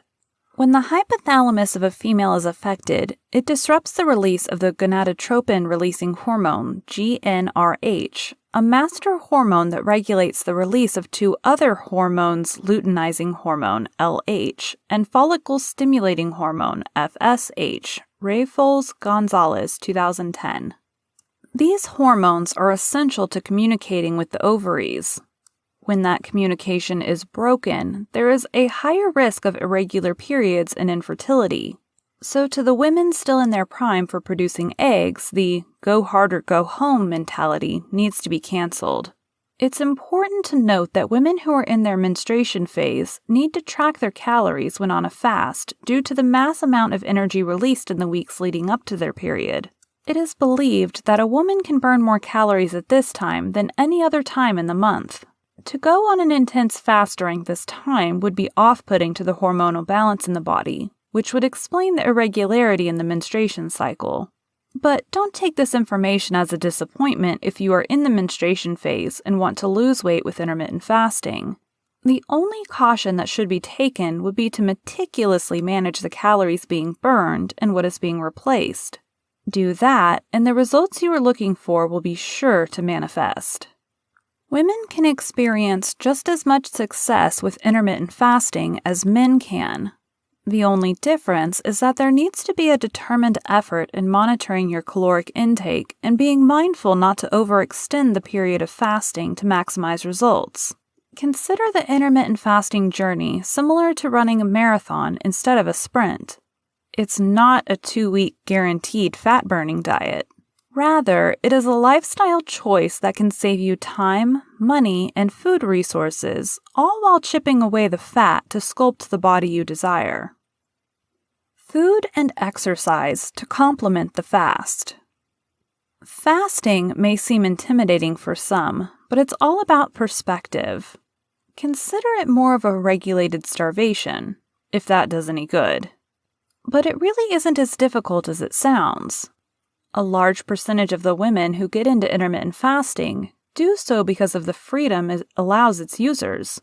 There's no paranoia over calorie counts, but that doesn't give you a reason to carelessly pig out. Yes, the intention is to increase metabolism and burn fat by decreasing the frequency of carbs and calories that are eaten, but it can all be in vain if the eating window is taken as an opportunity to overindulge in unintelligent food. The occasional pizza slice or mini cheesecake is permitted. Just save a few slices for someone else. Don't eat the entire box. Remember that combined with calorie reduction, the idea is to consume foods that are vitally nutritious, delicious, and add to your mental and physical well-being. Deciding what foods to eat in times of feasting is just as important as choosing the times in which to eat them. So without any more delay, let's get into the best food combinations to fuse with your intermittent fasting. Depending on the fasting period you are deciding to do, whether it is a more extended period or not, it is equally important to strategically fill your body with adequate nutrition to make up for the calorie restrictions. Remember our term from earlier, regulated starvation? Starvation denotes a severe lack of caloric energy intake, which is the foundation in intermittent fasting to lose weight, minus the severity. Obviously, if you put your body through a starvation simulation, then there needs to be a replacement for what was lost. Essential vitamins, minerals, and macronutrients, such as protein, healthy fats, vitamin A, B vitamins, vitamin C, vitamin D, zinc, and electrolytes, stand to be in lack during a period of fasting. Protein in specific is crucial in promoting regular menstrual cycles and fostering fertility. A deficiency in this macronutrient is one of the main reasons for irregular menstrual cycles in women. Because of such grave conditions, protein intake needs to be kept up to date to avoid serious health complications. In consideration of the complexities surrounding female physiology, it is best to eat more frequent meals in smaller quantities. That way, the temptation to binge eat or overeat would be alleviated. When regarding the most nutrient-rich foods to consume during the eating window, they would consist of mainly high-fiber foods like nuts, beans, fruits and vegetables, meat and fish. It also helps to eat away the calories when you substitute a calorie-free beverage, water, or tea for food. Our brains have a tendency to think of food whenever we're hungry. So instead of caving to those hunger urges, fill in the gap with liquids. Later in the book, a more profound discussion on the best meals to prepare for an optimum intermittent fasting experience will be covered. Until then, discover what exercises are most useful to assist in burning away the fat without exerting too much energy. When it comes to exercise, there is always an air of skepticism where fasting is concerned. After all, it makes more sense to work out once the body is full of enzymes and electrolytes, right? How could you possibly have enough energy to exert on an empty stomach? Much less to actually build muscle. Sure, biologically, men are able to experience a spike in testosterone levels by skipping a meal or two, and, due to a leaner frame, can even increase hypertrophy. But is the situation similar for women as well? Contrary to popular belief, women can build muscle and boost hormone growth while on intermittent fasting. According to an article on women's health on the combination of exercise in a fasted state, studies have revealed that the benefits outweigh the detriments when it comes to combining exercise and intermittent fasting. By combining the two, growth hormones are being increased as well as your insulin production, which is key to maintaining a lean and youthful disposition, Hilton and Urson, 2019. But it's important to know what kind of exercises are best for women. If you are a serious athlete who trains intensely every day, then maintaining a rigorous routine might not be in your best interest. However, if your goals don't involve training like an Olympian, light exercises like walking, gentle Pilates, and light bodyweight exercises don't put a ton of stress on your physical and metabolic systems. On the flip side, if you're trying to build muscle with your fast, your protein and nutrient intake needs to be consistent and sufficient, especially for a woman. Lifting weights requires a massive amount of caloric energy, which, because of the fast you're on, is restricting your calorie intake. To ensure that there is not more harm than good being done to your body, begin tracking your body fat percentage and lean muscle mass to gauge muscle growth, Hilton and Urson, 2019. For women on the 16-8 window fast, a pre-breakfast workout would actually work wonders. For example, let's say your last bite to eat is at 6:30 in the evening. Your 16-hour fasting window would take you up to 10:30 the next morning. Before breaking your fast at 10:30, you can perform a morning workout that would significantly increase your weight loss potential. That's because, according to study reports, it takes roughly 10 to 12 hours to burn away the glycogen stored in the liver. After that, your body focuses on burning the fat storage left on the body, thus resulting in fat loss. Of course, before lunging into a workout routine while on an intermittent fast is something that should be discussed with your medical provider. Also, identifying your workout goals stands to let you know what is realistic in regards to your fast state. Perhaps the most personable advice would be to listen to your own body. If you feel the need to snack light before a workout, then do so. Your body needs the energy to perform optimally, and not everyone can jump straight into working out after 6 to 8 hours of rest. Symptoms to watch out for are whether you feel miserable while working out, as in experiencing brain fog or dizziness, extreme fatigue, exhaustion, feelings of depression, and stress-related injuries. You may want to reconsider your workout routine or lessen the intensity of your current regimen. Chapter 6. Benefits of Intermittent Fasting. If most ladies were to be honest about their reasons for trying out intermittent fasting, most would agree that it was the benefits that caught their attention, and that's nothing to be ashamed of. Intermittent fasting is the breath of fresh air that many have been anticipating. That's the reason why it remains a game changer in the world of weight loss and dieting. As stated before, IF is a major concern for women because of its potential to lower estrogen levels caused by a lower energy intake compared to output. As intermittent fasting is recognized more keenly for its awesome health benefits, the skeptics always find a way to cast doubt, especially for women planning to begin this eating practice. Keeping the spotlight on women will go more in depth on the irrefutable evidence on the positive effects of IF on females. By this point in the book, there should be a greater level of clarity on the mechanics of intermittent fasting and its overall influence on the female body. Over time, what happens when a calorie restriction is newly introduced into our established cycle of consumption? The process of autophagy takes place, as was briefly mentioned. By manipulating the body to activate this response, what happens is the removal of old cells and replacing them with newly generated cells. In essence, your body is stripping itself of unwanted waste and fat by feeding on itself. The thought of it may be disgusting, but it's a guaranteed method of burning away stored fat. According to studies, short-term fasting is known to increase metabolism by up to 14%. A common misconception is that the body will adapt by lowering its metabolic rate in order to conserve energy. On the contrary, a rise in the hormone norepinephrine causes a spike in metabolism. Norepinephrine is both a stress hormone and a neurotransmitter. The only times it is released into the bloodstream is when there is an increase in heart rate, increased blood flowing muscles, and it also helps to trigger the release of glucose into the bloodstream. This hormone plays a key part in the feelings of depression and even ADHD, Attention Deficit Hyperactivity Disorder, Casada, 2019. But the good news doesn't stop there for the ladies. Although reports have confirmed that men are twice more likely to develop type 2 diabetes, it's a priceless nugget knowing that there are ways to actively prevent pre-diabetic symptoms. And yes, you guessed right, intermittent fasting. Diabetes begins to form when there's not enough insulin production in the pancreas. Continuous short-term fasting combats this issue directly by lowering blood sugar levels and also reverses insulin resistance.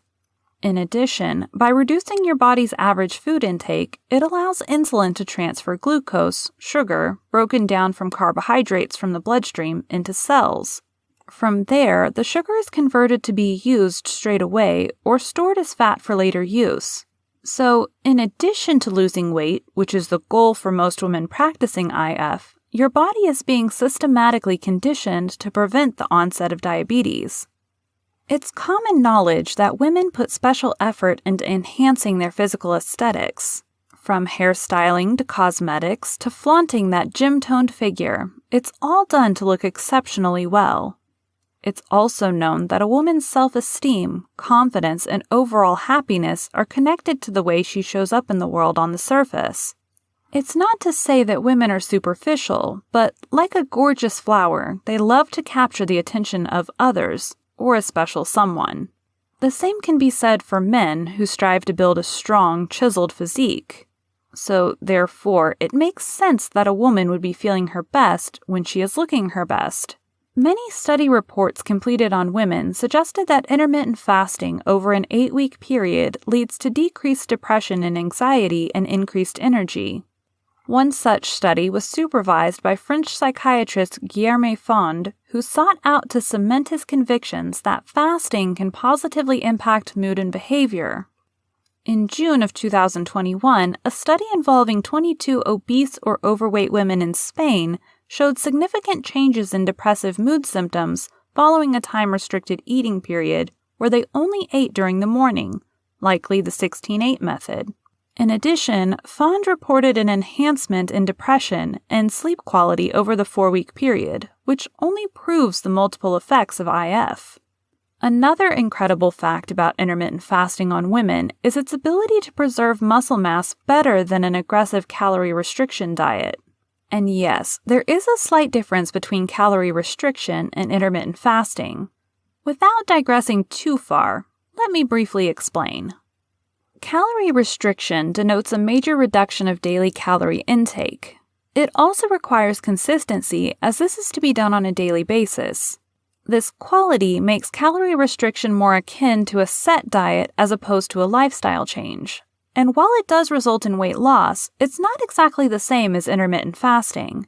In a sense, intermittent fasting can be considered a form of calorie restriction simply due to intentional periods of food deprivation. Fewer meals will obviously result in a caloric deficit, but the difference is that intermittent fasting focuses on the frequency of meals ingested as opposed to calorie calculation and regulation. In actuality, there are many similarities when considering the preservation of lean muscle using both intermittent fasting and calorie restriction. Again, it comes down to what works best for the individual. So, now we have more clarity on the differences between intermittent fasting and calorie restriction. It's understood that the reason why intermittent fasting preserves muscle is due to an increase in the human growth hormone, as well as reduced insulin resistance, enabling one to provide muscles with energy instead of storing fat. In addition, a study done in 2011 found intermittent fasting to be more effective than a traditional low-calorie diet in the area of lean muscle preservation. This is good news for women who want to lose weight while securing a toned and slightly muscular shape. Natural detoxifier. What's the use in having a captivating hourglass shape, but your insides are toxic? Literally. Just as you think and operate optimally in a clean, sparkling, and organized house, it's the same for our bodies. It doesn't matter how attractive that house may be to the outside world. If someone steps inside and it's not properly dusted and kept in order, who would want to stick around? The same applies to your body, ladies. Luckily, intermittent fasting's multi-miracle working power has the solution, and it doesn't demand anything more than sticking to your fast. Rivaling weight loss in popularity and interest in natural body cleansing, a market that continues to garner the attention of inquiring minds. So, how does your body remove toxic waste by being denied the recommended 3 meals per day? Let's find out. Body detoxification and intermittent fasting connect to a word we've heard prior in this book, autophagy. And think it not strange that detoxifying your body is interconnected with fasting, weight loss, and disease prevention. Even though fasting for women is frowned upon by some people, no one can deny that it deals with the root cause of obesity, and that is overeating. It was explained in prior chapters that when a person overeats, it puts an immense amount of pressure on the digestive system.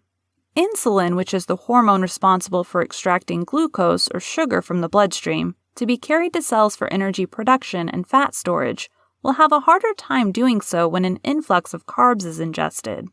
The extra glucose that remains in the blood leads to idle fat storage and toxic waste buildup, subsequently giving birth to various diseases. The easiest and most organic way for this to be done is through autophagy. As we know, this process occurs when our bodies are in a fasted state, similar to a state of starvation, which is when the self-eating process begins, Aliriezai et al. 2010. When cells are starved of sugar, they begin to recycle their own proteins, or eat themselves, in order to create fuel to regenerate new, healthy cells. While the cells are being renewed, damaged cells, toxic waste products, and pathogens are being discarded, which prevents damaged cells from becoming cancerous. Damaged cells contribute to aging and chronic diseases like diabetes and cancer. According to an article on explaining autophagy posted on the Diet vs. Disease website, maximum autophagy levels are reached after 24 to 48 hours of fasting, but can also be effective after 16 hours, GAR 2019. Another process that complements autophagy but is seldom mentioned is mitophagy. Mitophagy is also triggered as a stress response when the body endures time without food. The only difference is that instead of the cell itself, the mitochondria inside of each cell is restored and replaced with a new one. The mitochondria are the powerhouse source from which cells get their energy. Constantly renewing molecules and repairing damaged cells through fasting equals longevity. Be advised, the only way to experience autophagy and live a relatively cancer-free life is through intermittent fasting. Am I saying that fasting is the fountain of youth everyone has been feverishly desiring? Don't quote me saying this. Yes, but its effects on preserving muscle, lean body mass, increased metabolism, and longevity certainly seems to fit the bill. Alzheimer's prevention. If you're over the age of 50 and are worried about cognitive functions, or even if there is a history of dementia in your bloodline, don't worry. Reaping the rewards of intermittent fasting knows no bounds. Multitudes have stumbled upon intermittent fasting in pursuit of losing weight, acquiring more energy, or out of desperation due to many failed diet plans, but these are all surface-level incentives. The more critical health benefits that are up for grabs when you begin this periodic fasting journey: diabetes prevention, insulin resistance, cancer prevention, body detoxification, heart disease prevention, bone health, mental wellness. In particular, the focus will be on mental health and Alzheimer's prevention, which has been found to show great potential in preventing Alzheimer's and other neurodegenerative diseases like Parkinson's disease. Referencing the evidence given on the Alzheimer's Prevention Registry website, testing intermittent fasting on animals revealed reduced inflammation in the brain as well as enhanced memory and learning abilities, Bulletin 2021. Alan Anderson, director of the Banner Alzheimer's Institute, said, "One hypothesis is that intermittent fasting enables cells to remove damaged proteins. It has been shown to delay the onset of disease in animal models of Alzheimer's disease and Parkinson's, Anderson 2021. Alzheimer's disease is described as the most common form of dementia and is a progressive disease that affects part of the brain responsible for controlling reasoning, memory, and language. The fact that it is progressive indicates that it worsens as time goes by or as the patient ages. But these conditions are ideal for intermittent fasting since autophagy, the process that restores and replaces damaged cells with new, healthy cells, is activated only 24 hours after food abstinence. Surely, if it rejuvenates damaged cells in the body, it can do the same for brain cells. According to a professor of neuroscience at the National Institute of Aging, Mark Mattson, he found that keeping calorie intake at 500 for 2 days out of the week prepares the brain for protection against such diseases, DeCabo and Mattson, 2019. The studies reveal further that when calories are kept to that level, two chemicals are activated that operate at the cellular level and are responsible for brain growth. His studies also prove that intermittent fasting triggers an adaptive stress response that is actually good for maintaining proactive brain functions. This is amazing news for anyone who is struggling with neurodegenerative diseases, knows someone who is, or wants to get an early start by preventing damaged brain cells from forming. Mattson further expounds by saying, one of the only ways to slow down the progression of aging that involves disease or organ malfunctions is to reduce energy intake. As is similar to what happens when muscles are exercised, the neurons in the brain benefit from mildly being stressed, DeCabo and Mattson, 2019. The results of intermittent fasting on the restoration of brain function are truly inspiring. It may be of interest to women entering the menopausal stage, and even those who are younger, to know that Alzheimer's disease has affected more women than men. According to the Alzheimer's Association, close to 2/3 of the 5 million plus people living with Alzheimer's in the United States are women, Carrillo, 2016. While there is not any conclusive evidence as to the reason women are diagnosed more frequently with the disease than men, knowing that intermittent fasting is one of the most promising antidotes is encouraging. This is yet another reason why women should take up intermittent fasting as a lifestyle. The potential for an effective, healthy life while aging is unmatched, and the benefits are underrated. Chapter 7.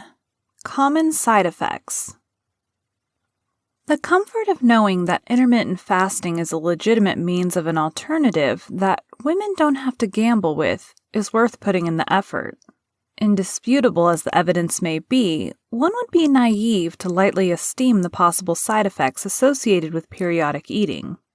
A woman's anatomy is as delicate and expensive as fine china, beautiful and complex, but costs a fortune if it shatters. This is the attitude women should have when dealing with their bodies. An intimate understanding of biological patterns, allergic reactions, cravings, weaknesses, and cognitive functions should be prioritized. And as always, ensure to consult your medical care professional prior to launching mouth first into any diet or meal restrictive practice. Regardless of whether the doctor gives the all-clear for fasting, wisdom would warn to err on the side of caution by starting with light, short-term fasting intervals instead of exhausting, extended ones. In Chapter 5, mention was made of some of the most critical side effects to be expected when beginning an intermittent fast, but there are a few that didn't make the list that will be included in this chapter. It is necessary to study these possible repercussions in order to avoid carelessness in your approach to IF. The problems you stand to face are as intricate as your body, so it's sensible to learn both in detail. Reverting back to the most harmful side effects, the disruption of the menstrual cycle was highlighted as the most notorious. A compromised menstrual cycle can set the entire reproductive system of a woman in misalignment and can ruin future chances of childbearing. Or, worst case scenario, can be fatal. Many of these symptoms can be regulated using one of the several forms of intermittent fasting that will be most effective for your current situation. Long-term fasting periods would not be conducive for menstruating women. Therefore, an alternate day fast where every other day in the week your fast would consist of 25% of the normal calorie intake, about 500 calories. On non-fasting days, return to normal calorie intake so that hormones remain balanced. Most critical side effects. Sickness. One other common side effect associated with intermittent fasting is a sick, nauseating, or cranky feeling. This sort of reaction is expected when introducing anything new to your body. Just as a new exercise may be sore in the particular muscle group in the beginning, the same can be said about starting out with intermittent fasting.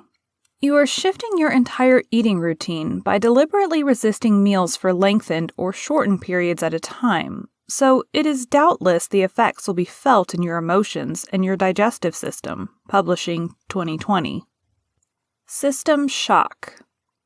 Similar to the reasons given for the possibility of irregular periods, hair loss may be a possible factor with a newbie to intermittent fasting. Skipping meals will cause a calorie deficit, causing your body to miss out on essentials like B vitamins and protein, which promote hair growth. In extreme cases, it may lead to a condition known as telogen effluvium, which is triggered when a system shock stressor is caused, causing hair follicles to be prematurely lodged in their resting place. This shock may be the result of a radical change in eating habits. The good news is that telogen effluvium is temporary, but it's worth noting in case you see a few extra strands in the brush after fixing your ponytail. Bradley, 2019. Remember that your organs are put through a shock when beginning your fast, and that includes your digestive system. The fact that you're eating less under your new eating window, vital nutrients that aid in digestion could be missing, like dietary fiber. In addition, some people forget to consume their water during fasting periods. The less water you take in, the higher risk of constipation. Bradley, 2019. Sleep irregularity. Getting enough sleep is mandatory, especially on a meal-restricted fast. But depending on your fasting method, it could pose an issue that will exacerbate other problems caused by the fast, like your mood, memory, and concentration. Perhaps the best example of sleep disturbance can be found in a 2018 review in the Nature of Science and Sleep. The evidence concluded that daytime fasting, diurnal intermittent fasting, could be interfering in the REM, rapid eye movement, which is essential to cognitive functions, mood, enhanced memory, and concentration. The best IF method for a restful night is the 16-8 fast, which consists of 8 hours of eating during the day and a 16-hour fast beginning in the evening and lasting through the night into the next morning. Regardless of what symptoms you are experiencing, keep in mind that your body and mind will undergo changes, subtle or grand, as it is being conditioned into a new eating schedule. Be aware of your body's reaction to IF after a 1 to 2 week period. And if these problems persist, you may want to cancel the fast and reach out to your medical practitioner. Side effects on pregnant women. First of all, a pregnancy fast sounds like an oxymoron. These two words just don't belong together in the same sentence. That is why they're included as part of the group not recommended by doctors to practice intermittent fasting. During pregnancy, the health of the woman and her offspring literally hang in the balance since she is caring for two beings simultaneously. Without diving into the biological risk factors, the reasons for a pregnant woman not to fast should be a no-brainer. The right amount of nutrition is crucial since pregnancy is the most sensitive time for the survival of the mother and the fetus. Mainly for these reasons, fasting while pregnant is not recommended at all. As dangerous as it sounds, women fast most commonly during pregnancy for religious purposes, like the Muslim holiday of Ramadan, which lasts for about 30 days. Islam believers are expected to fast from sunup to sundown. Pregnancy places women in such a delicate space that during Ramadan they are the only persons exempt from the traditional fast, which is understandable. However, some pregnant mothers still choose to carry on with their fast. Marson, 2019. Besides the studies monitoring pregnant women during this time, there isn't much more concrete evidence surrounding intermittent fasting in pregnancy. We are well aware, by now, of some of the highly anticipated effects of intermittent fasting, like increased metabolism and lowering blood sugar levels, which reduces the risk of type 2 diabetes. Incredible as the results may be, they can be harmful to pregnant women, especially a drop in blood sugar levels. A woman's blood pressure drops naturally during pregnancy, so by combining the drop in glucose caused by fasting, dangerous conditions like dizziness, lightheadedness, and even fainting can occur. These nutritional deficiencies can be extremely harmful to both mother and child, since a mother's glucose levels directly affect fetal movement. Since glucose is the energy source for the body, receiving less glucose will affect the energy level of the mother and the fetus, resulting in less movement of the fetus, Santilli 2020. Remember, if you are a pregnant woman thinking of trying a light intermittent fast, keep in mind that there is a growing human in your womb, literally leeching off everything you eat. Every nutrient, carb, protein, and vitamin is shared directly with your child. It's for this reason during the first trimester, a woman is prescribed prenatal tablets to provide the added nutrients that will be needed to build up herself and the child. Sufficient nutrient and calorie intake are paramount at this time, which is why a calorie-restricting fast is not the most genius idea. Health professionals even advise that a woman who is with the child should receive 300 extra calories per day for the support of the fetus. The only fast that is somewhat safe for pregnant women is an overnight fast. The maximum amount of time a woman is expected to fast for is 12 hours. Even this 12-hour window is dependent on the woman's current trimester. Side effects on menopausal women. A brief mention was made of the effects of intermittent fasting on women entering their menopausal stage or years into this transition. Typically, at this age, women tend to report weight fluctuations with an emphasis on fat around the abdomen. But before giving any attention to the solution to stubborn belly fat, it would be best to diagnose the root of the problem.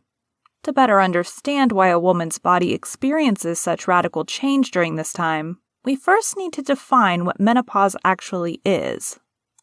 Much like the transition a young lady experiences during puberty with the onset of her menstruation cycle, women who are exiting this stage and beginning the menopausal stage may witness vast changes in their bodies.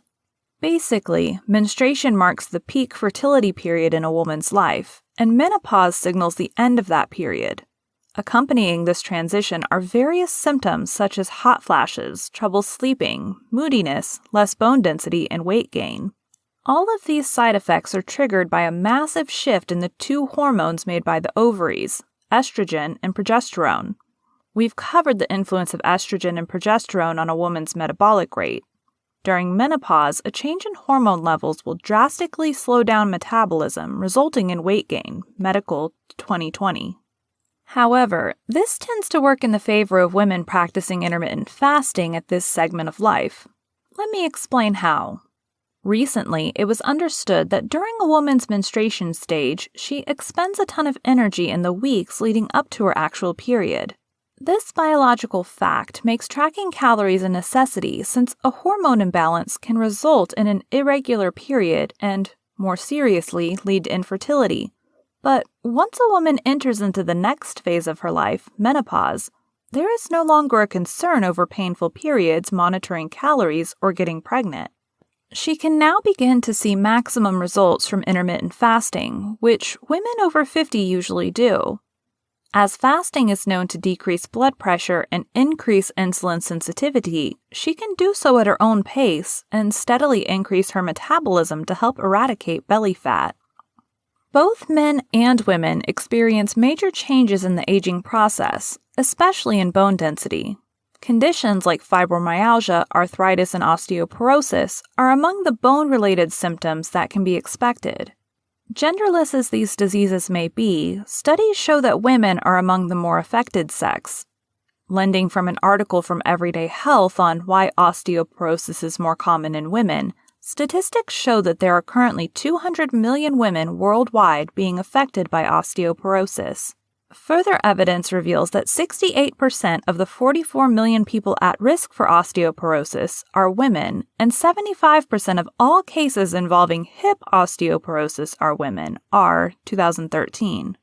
The propensity for women to cross paths with osteoporosis diagnosis has led it to be dubbed the women's disease.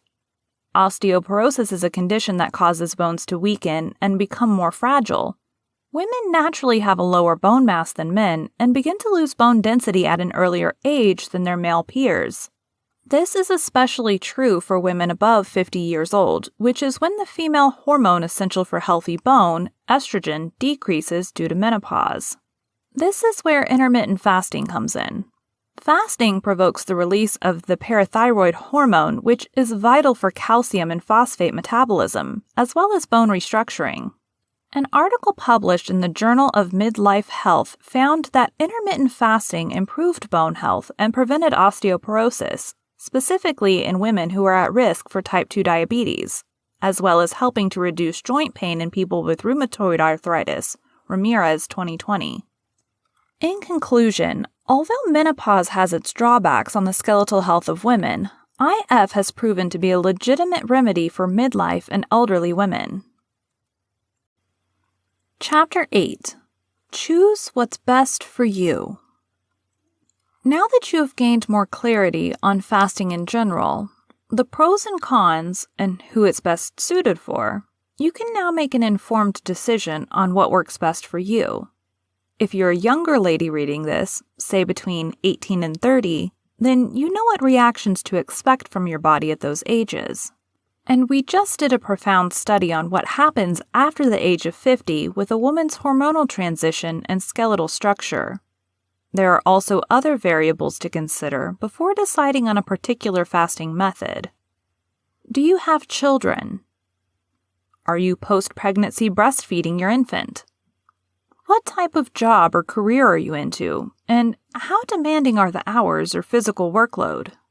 Are there any underlying conditions that may make fasting dangerous to your health?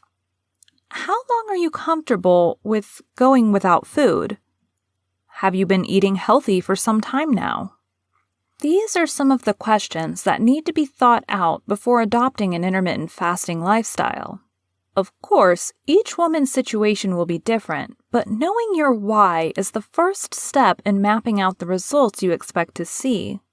Begin with the end in mind, and you know exactly what fast will get you to your destination. In addition, knowing your reason for fasting will help with sticking to it for the long haul. So, let's start with answering a few of these questions to decide how to position yourself for the fast. First off, having children is almost like a full-time job with no days off and little rest, except when they're at school or asleep. The activity and maturity of your children may be age-dependent and will also give you an idea of how busy your parental schedule will be. If you're a career woman and a soccer mom, your days start early and are highly active with a vast output of energy. Therefore, your calorie intake has to be sufficient enough to enable you to accomplish your daily tasks. In this instance, a diurnal intermittent fast may be conflicting, leaving you burned out. The 16-8 method would be an excellent complement to your busy daytime schedule. This would mark your 8 hours starting from 8 a.m. or any other time of your choosing until late afternoon or evening time. By then, you would begin to settle down for bed, and should you have any cravings after your eating window, herbal teas, coffee, or low-calorie liquids can easily fill the void until your eating window reopens the next day. Women understand the long-term benefits of intermittent fasting and don't regard it as just another fad diet. Even breastfeeding mothers are curious about the possibility of combining intermittent fasting with breastfeeding. But the same cautious approach taken with pregnancy should also be taken with breastfeeding, more or less for the same purpose of ensuring the baby is supplied with enough nutrients through breast milk. The truth is, there has been insufficient research done to outline the effects of intermittent fasting on women. But the average person would refute the idea of a breastfeeding mother on a fast because how much nutrients can the infant receive when the mother has barely consumed any calories for the day? Then it wouldn't be incorrect to say that fasting would decrease the breast milk supply in nursing mothers, right? No, but there are conditions. According to the Lactation Nutritionist website, milk production can only decrease on extended fasts lasting more than 20 hours, CLC 2020. Another viable factor would be not taking in enough calories during times of feasting. In the same way that a certain number of calories is required in pregnancy, so it is with post-pregnancy. Breastfeeding moms should ensure that they're eating no less than 1,800 calories per day. And if they are fasting, the deficit should be no more than 500 calories. the 16-8 or 14-10 method would be ideal for mothers breastfeeding their infants, CLC 2020. Within your eating window, it's important to consume nutrient-rich meals so that both mother and child are receiving the proper nutrients into their bodies. Fasting for longer periods and being careless with the nutrient intake will change the macronutrient composition of breast milk, which, in other words, will rob the child of essential vitamins, minerals, and proteins needed to grow. While fasting while breastfeeding is possible, that doesn't take away from it being an extreme risk factor. The danger is not geared so much toward the child but the mother. Rare as the possibility of ketoacidosis may be, it still occurs mainly in non-diabetic women. Studies conducted on the few cases of ketoacidosis found that the women's bodies went into starvation mode and produced higher than average levels of ketones, Seaton et al. 2019. Ketones are molecules that are made from fatty acids in the liver when there's not enough insulin to convert glucose into energy. Symptoms may include frequent urination, high blood sugar, dry mouth, and nausea or vomiting. If a breastfeeding mother who has been fasting experiences these symptoms, preparation should be made to immediately visit the nearest emergency room. Again, ketoacidosis is life-threatening if left unchecked. By ensuring a sumptuous flow of nutrients is passed on to the infant, the mother can begin to, or continue to see those long-awaited results. As a matter of fact, breastfeeding moms may experience the most success with fasting in the least amount of time. The body reaches the fasted state after it has burned up all the vitamins and nutrients from your last meal. After that's all used up, it begins using up the glycogen, stored glucose, from the liver and muscles. When your insulin levels are low and you've entered a fasting state, your body begins to eat away at the stored fat in your body as fuel. A breastfeeding mother rapidly reaches the fasting state due to the nutrients in her body being used both as fuel for metabolism as well as to produce her breast milk, CLC 2020. If you're a mother who has lived through breastfeeding, you understand firsthand the feelings of hunger, seemingly all the time. That's because the glucose from your body has been utilized through the breast milk and, to remain energized, has begun tapping into the reserves, fat cells, which results in weight loss. In conclusion, what can we take away from the information provided? Breastfeeding mothers are able to fast, but only within a limited time span of 14 to 16 hours. Fasting for 20 hours or longer puts your body at a dangerously high-calorie deficit and can result in fatal health complications. Fasting according to body type. When we think of body types, what may come to mind are phrases like hourglass, pear, apple, or rectangle. But these examples are actually the most common body shapes of a woman. A person's body type, or somatotype, focuses more on hereditary traits that define your skeletal frame and body composition. That being said, the three most common body types are ectomorph, mesomorph, and endomorph. Understanding your body type will make you better able to predict where fat will most likely be stored and help you reach your fitness goals. So to know what would best accommodate your weight loss agenda, let's explain the musculoskeletal components of each. Ectomorph. This body type is typically built tall and thin with delicate bone structure. Think Shaggy from Scooby-Doo or Olive from Popeye. Accompanying their lean build are usually long limbs with small, stringy muscles and small shoulders with not much width. Their naturally lean body composition provides a fast metabolism for fat burning. Ectomorphs don't have trouble with losing weight, but rather in gaining. The best way to gain weight would be to include a huge amount of calories and carbs in their diet, as well as protein. Maintaining calorie and protein intake by eating a small meal every few hours, combined with high-intensity training, will build muscle and add a robust look in the targeted area. Research also suggests that consuming protein before bed can promote muscle protein synthesis and thereby add more bulk to your frame. Kumar, 2021. Endomorph. Endomorphs tend to have a more stocky look, with broader shoulders, narrower hips, and shorter limbs. Women with an endomorph body type will generally be curvier with a larger muscle mass and a greater capacity to store fat.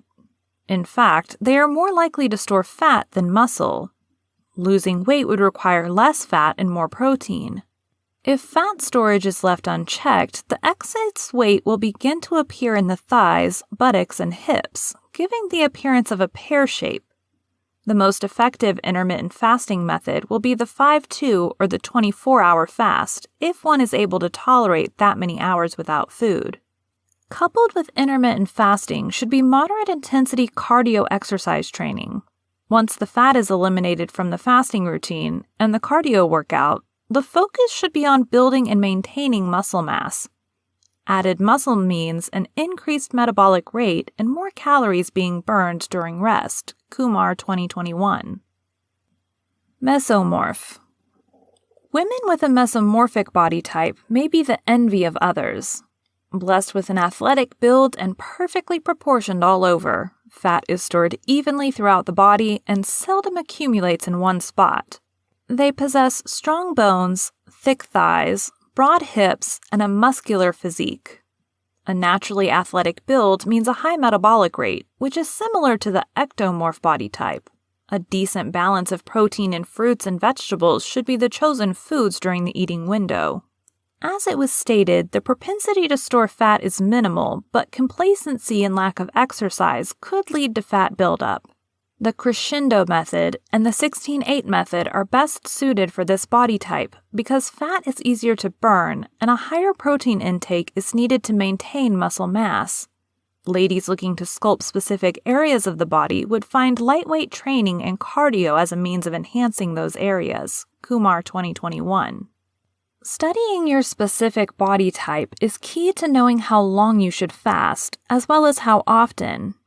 Your intention should also be clear when beginning your fast, meaning, are you overweight and would like to lose vast amounts of weight by decreasing calories? Or have you already begun a healthy lifestyle journey and are looking to maintain or increase your metabolic rate for optimum results? Apart from an intimate understanding of your body type is having a clear purpose in reaching your fitness goals. Who should not fast? It should not be ignored that intermittent fasting does come with side effects and should not be practiced by just anyone. When it comes down to it, meal restriction is a personal choice. It is the individual's responsibility to assess their current health condition to determine if they are fit enough to fast. Your hormone balance, reproductive system, emotional and mental well-being are all in danger if your fasting is done incorrectly. People who should not attempt intermittent fasting are not limited to anyone with a history of full-blown eating disorders such as anorexia, bulimia nervosa, or binge eating, as fasting windows may trigger a relapse into these harmful habits. www.facebook.com/Center for Discovery ED 2019. Other risk factors for people who may develop an eating disorder are impulsivity, perfectionism, and emotional instability. As well, people with chronic digestive issues or gastrointestinal complications should also be wary of committing to a fast. If gastrointestinal ailments already exist, fasting only stands to make the situation worse. In addition to this group are women who are pregnant, planning to become pregnant, or breastfeeding, Endicott 2020. Previously highlighted in the earlier subheading, IF may threaten the development of the fetus due to its need for glucose from the mother. The same sentiments can be expressed for breastfeeding mothers who run the risk of their breast milk having less nutritional value during a fast, which may withhold the full supply of proteins and macronutrients an infant needs to develop post-pregnancy. It must also be highlighted that intermittent fasting, though a relatively convenient form of calorie restriction, is not for the faint of heart. If there exists a low tolerance for feelings of hunger, or you are diagnosed with a condition of constant calorie intake, then intermittent fasting may not be for you. As always, it is highly recommended to consult a professional medical physician about qualifying you as physically, emotionally, and mentally capable of enduring a fasting period. Chapter 9. What to Avoid. As attractive as the thought of eating whatever you want on the eating windows may seem, it's not a license to get reckless with the quality of food you choose to ingest. Having a cheat day with an appetizing slice of cake is not a grave offense because you're aware that you will make up for it during the next fast, but that doesn't allow you to devour the entire pie in one serving. That's no way to make progress, no matter how many hours of fasting you commit. Alongside your chosen fasting method, to obtain exceptional results, one should keep up with a regular exercise routine and eat foods to accommodate a fat-burning metabolism. If discipline is not maintained during an eating cycle, it could easily lead to overeating or binge eating. Then you'll feel guilty for allowing those desires to get to you, and it feels like you've committed the worst intermittent fasting violation in the IF weight loss department. Fret not. Guilty pleasures are tendencies we all struggle with, and it doesn't hurt to indulge infrequently, just don't allow it to consume you. As a woman beginning intermittent fasting for the first time, it's a point of interest to patiently feel through this fast incrementally instead of rushing in. Take a small moment to listen to your body by starting on a smaller eating and fasting cycle. After you learn your body's reaction to that space of time, then gradually increase the period of the fasting cycle. Remind yourself that every body type is different and therefore requires a different intensity of fasting to bring about results. Perhaps the most important resource needed for your workout is water. Water is a crucial part of your metabolic rate and is shown to increase it by 30% after drinking just 500 milliliters, Weeks 2019. Water intake isn't limited to bottles of water, however. Water-soluble fruits and vegetables like watermelon, oranges, honeydew, cantaloupe, cucumbers, and avocado, as well as others, also make up your overall water intake. In addition, during fast breaks, you may often mistake your body's need for liquids as hunger pains, so it's necessary to remain hydrated and never forget your water goals. Have you ever heard the saying, "An empty barrel can't stand"? That's precisely the outcome you're setting yourself up for when you try to train like an Olympian while at a caloric deficit. It just doesn't do your body justice to overexert energy from the glycogen storage that hasn't been replaced. As we explained earlier, moderate exercises like Pilates and bodyweight exercises, push-ups, squats, jumping jacks, are favored over more intense training like weightlifting, especially during the fasting cycle. That is not to say that intense workouts are forbidden during your fast, but for the sake of your body's normal functionality, replenishing by breaking the fast soon after your workout is essential. Another blunder for fasting women to avoid is a high-calorie intake. Overeating when breaking your fast can be a common mistake when the body is famished after a 24-hour day fast, for example. The natural inclination to eat until you're full and bursting at the seams will not grant the rewards you desire. You're doing yourself a disservice by justifying the gluttonous gorge with thoughts of doing it only to make up for lost calories. This type of behavior will only bring you back to square one and push you further away from your weight loss goals. Foods to avoid. Realistically, there are foods that would benefit you to avoid them, like the plague. They are characterized as unintelligent food, or foods that are calorie-dense, high in salt, sugar, and fat, and are typically processed. Examples of these foods are snack chips, cookies, candy, granola bars, cakes, and pies, artificial sweeteners, barbecue sauce, ketchup, and fruit juices, Schulman 2018. In layman's terms, you would shoot yourself in the foot if you plan to return to toxic foods that disrupt your increased metabolic rate.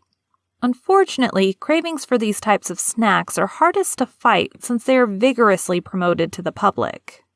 You began the intermittent fasting journey with the intent of feeling healthier, happier, more confident, and less addicted to the wrong type of food.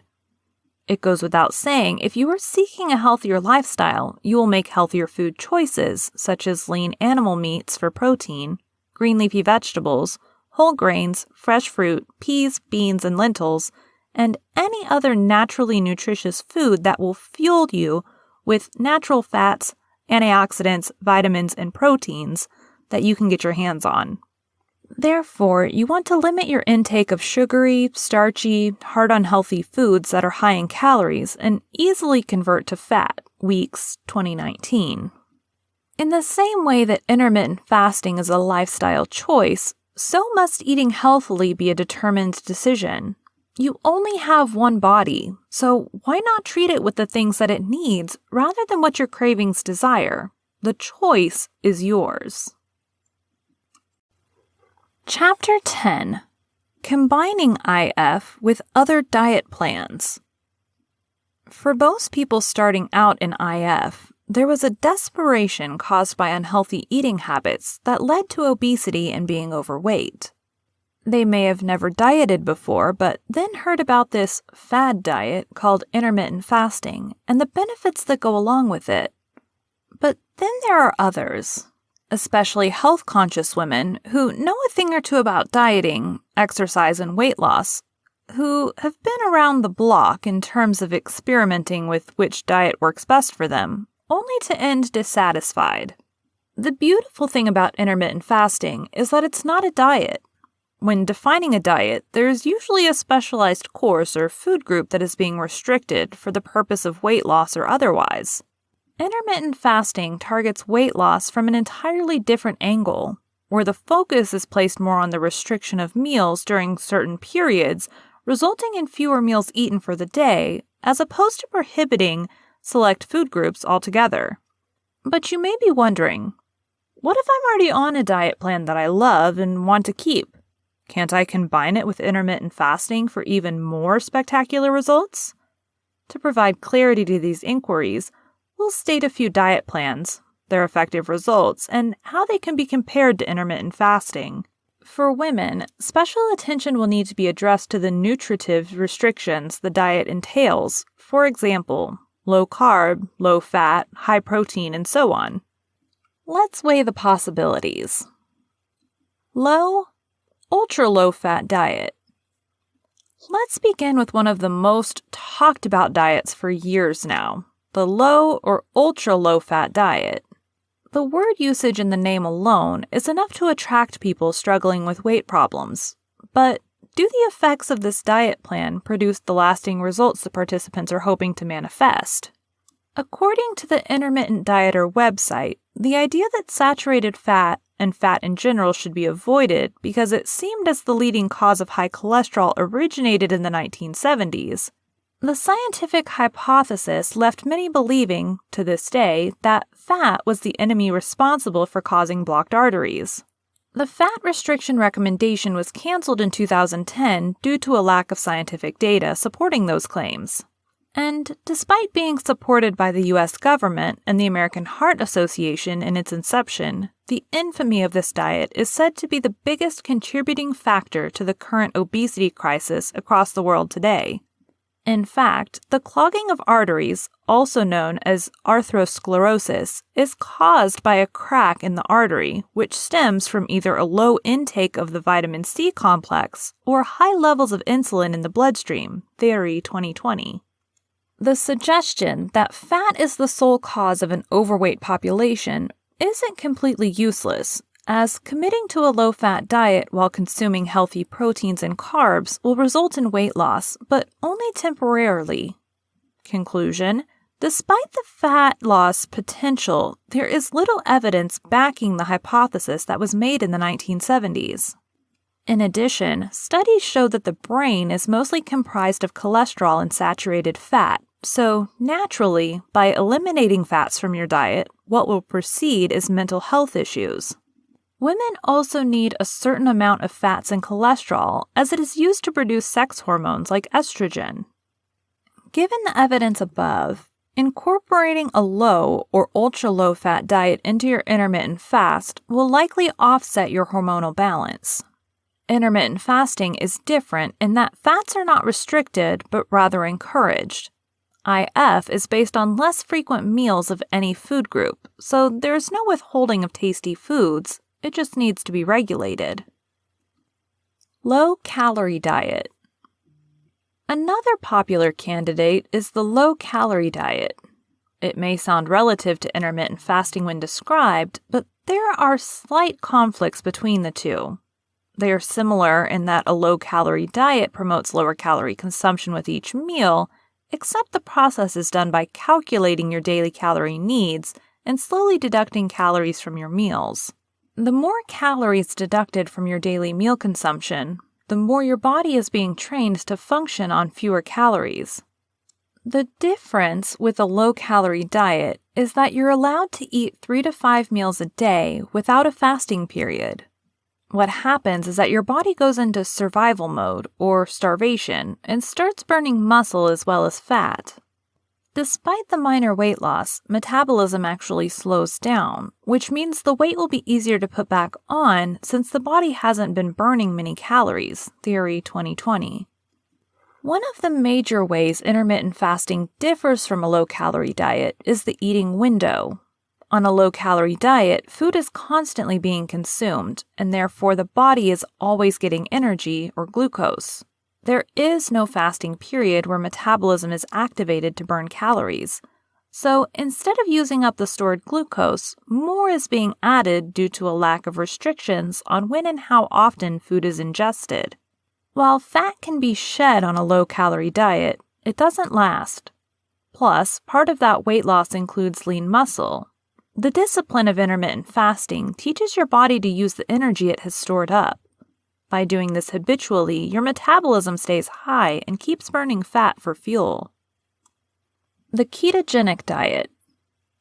Named after the ketosis process, which is a state your body gets into when carbohydrates are low and the body is fueled mainly by fats, the ketogenic diet is most similar to intermittent fasting and will complement each other.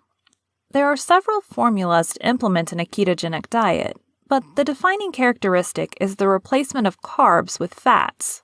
When this happens, the body goes into a state of ketosis, not to be mistaken for ketoacidosis, in which the brain and certain organs use ketones as fuel for the body. The ketogenic diet has been proved to be more effective than a typical low-fat diet. Due to its low-carb, high-fat nature, this diet is excellent for increasing metabolism and burning calories, Theory 2020. Of the 3 popular diets mentioned, keto is the most closely related to IF. They're both effective in the weight loss department, as well as their ability to increase insulin, reverse diabetes, and decrease the risk of diabetes and cardiovascular disease. Overall, this would be the ideal diet to incorporate with intermittent fasting. Conclusion. The struggle is real for young women and the more mature ladies when it comes to getting and staying in shape. Did you know that long before technological advancements increased food production and supply in earlier history, being fat was touted as the desired body mass? Who would have thought that what was once celebrated is now being stigmatized as one of the world's most unhealthy habits? Intermittent fasting, though it was not given the title at the time, was not an unusual way to live in recent history. Before the Industrial Revolution gave rise to mass food production and processed products, the availability of food was scarce, and those who had access to it were forced to use it sparingly. For this cause, having extra body fat meant that in periods of lack or famine, people with a higher body mass index had a greater chance of surviving for a longer period of time. It also meant that the metabolic rate of men was higher as they ate less frequently and had to hunt, metaphorically and literally, to survive. All this would change after the Second World War, as technology was improving the accessibility of food. In turn, people became less physically active. And now, less than 2 centuries later, we have obesity as one of the leading major health crises of all time, with no end in sight. Intermittent fasting and dieting for women identify the root issue in the war on obesity, and that is marketing and advertising. Do you remember the movie They Live with Roddy Piper and Keith David? Remember the part where Roddy Piper puts the glasses on and begins to see the real agenda behind most of the advertising billboards and posters? Coca-Cola advertisements suddenly read, "Consume." Others read, "Buy, conform, and submit." This is precisely the result marketing is meant to produce, and they begin targeting you from infancy. We are influenced by the power of suggestion, and that is, for the most part, what makes our decisions for us. Women are targeted aggressively through picturesque but largely unrealistic standards of physical beauty. Filtering has made the mark of perfection seem even more unattainable. And yet, millions of women believe the diet scams that promise spectacular success, which they soon find out are only pipe dreams that never deliver on that promise. Intermittent fasting does not lure women into a false sense of security like most other dietary plans and supplements. There is scientific proof dating back from centuries ago that lays the foundation for the effectiveness of periodic fasting. Just as fitness and exercise is a disciplined lifestyle choice that only committed people stick to, so is intermittent fasting. It's more than just a fad, it's a way of life. Intermittent fasting is not gender-specific, and so both men and women can partake, but there are cautionary measures that need to be taken, for women in particular. In fact, the practice of intermittent fasting just proves to remind us of the innate differences between men and women in regards to their biological engineering. There are even some skeptics who will outright discourage women from enlisting in the intermittent fasting army because of the dangers it poses to their hormones. But these claims are radical. Done correctly, women will have the ability to learn the composition of their bodies profoundly throughout all stages of their lives, from the beginning of their menstruation cycle all the way to menopause. While there is no denying that the threats are real both physically and psychologically, the benefits are truly inspiring. The science behind intermittent fasting explains the manipulation of increasing a person's metabolism by decreasing the overall calorie intake through meal restrictions. By restricting meals, it causes the quickening of glycogen usage, which forces the body to find fuel in other places. The stored glucose from your bloodstream that is turned into fat now becomes the body's new fuel, and there starts the weight loss. Women are often perplexed over the difficulty involved in losing weight, and that may be due to a lack of understanding of their body type. Not only do women naturally have a larger body mass index, which makes room for more fat storage, but their body type and shape also play a huge role in their weight loss pursuit. One factor that may also predetermine a woman's BMI is her genes. Polygenetic inheritance is a common cause of obesity and being overweight. You may find that if your mother had wide hips, a slim torso, short limbs, and a plump appearance, chances are you would be next in line for the pear shape. Be encouraged, because this isn't a life sentence. That's why intermittent fasting is touted as an exceptional weight loss method by people of all socioeconomic backgrounds. Its potential for long-term results, in contrast with the short-lived success of other diet plans like a low-fat diet, for example, is what puts IF in a class of its own. As always, not everyone responds the same to intermittent fasting. And additionally, it is not recommended with certain health conditions that may be naturally occurring in women. A few of these red flag conditions may be expected, like pregnancy, breastfeeding moms, and women with a history of chronic eating disorders. Intermittent fasting is favored by those who practice the weight loss lifestyle because of the liberty given in the eating department. For those of us who've tried out different diet programs, we have an idea of the painstaking food restrictions and the cumbersome calorie tracking that accompanies them. You should know, though, that I'm not advocating irresponsibility scarfing down food because you figure it'll be burned off during the fast anyway. This type of thinking will offer you little success. It's wise to eat as healthy as possible while avoiding the overindulgence of processed foods with a high calorie count. A greater level of caution needs to be exercised during the eating windows, as it may cause binge eating habits in some people. With all the information that is to be considered in the entirety of this book, The one thing to know is that you have a choice. You can no longer use a lack of information as the reason for your current health situation. Intermittent fasting and dieting for women provides the blueprint for you to permanently shift your life and begin living out your full potential. This book does not just serve to direct you into a fasting lifestyle because it's trendy. Your health is a matter of life and death, and major fast food and processed food companies know that all too well. But when the only aim is profit, the health of a few 100 million people is worth the sacrifice, in the minds of gluttonous megalomaniacs. Consider this a fight for your life. Your motive has to be intentional for yourself and your children to lead a life of wellness, exercise, nutrition, and discipline, which is essentially what intermittent fasting teaches. I hope this book benefits you in more ways than one on your health journey. We may not be able to stop the promotion and distribution of harmful food, but we can counter it by rejecting what is toxic and choosing to eat life-giving meals. And before beginning your intermittent fast, especially if you're a novice, it's highly recommended that you consult a professional healthcare provider before attempting extended periods without solid food.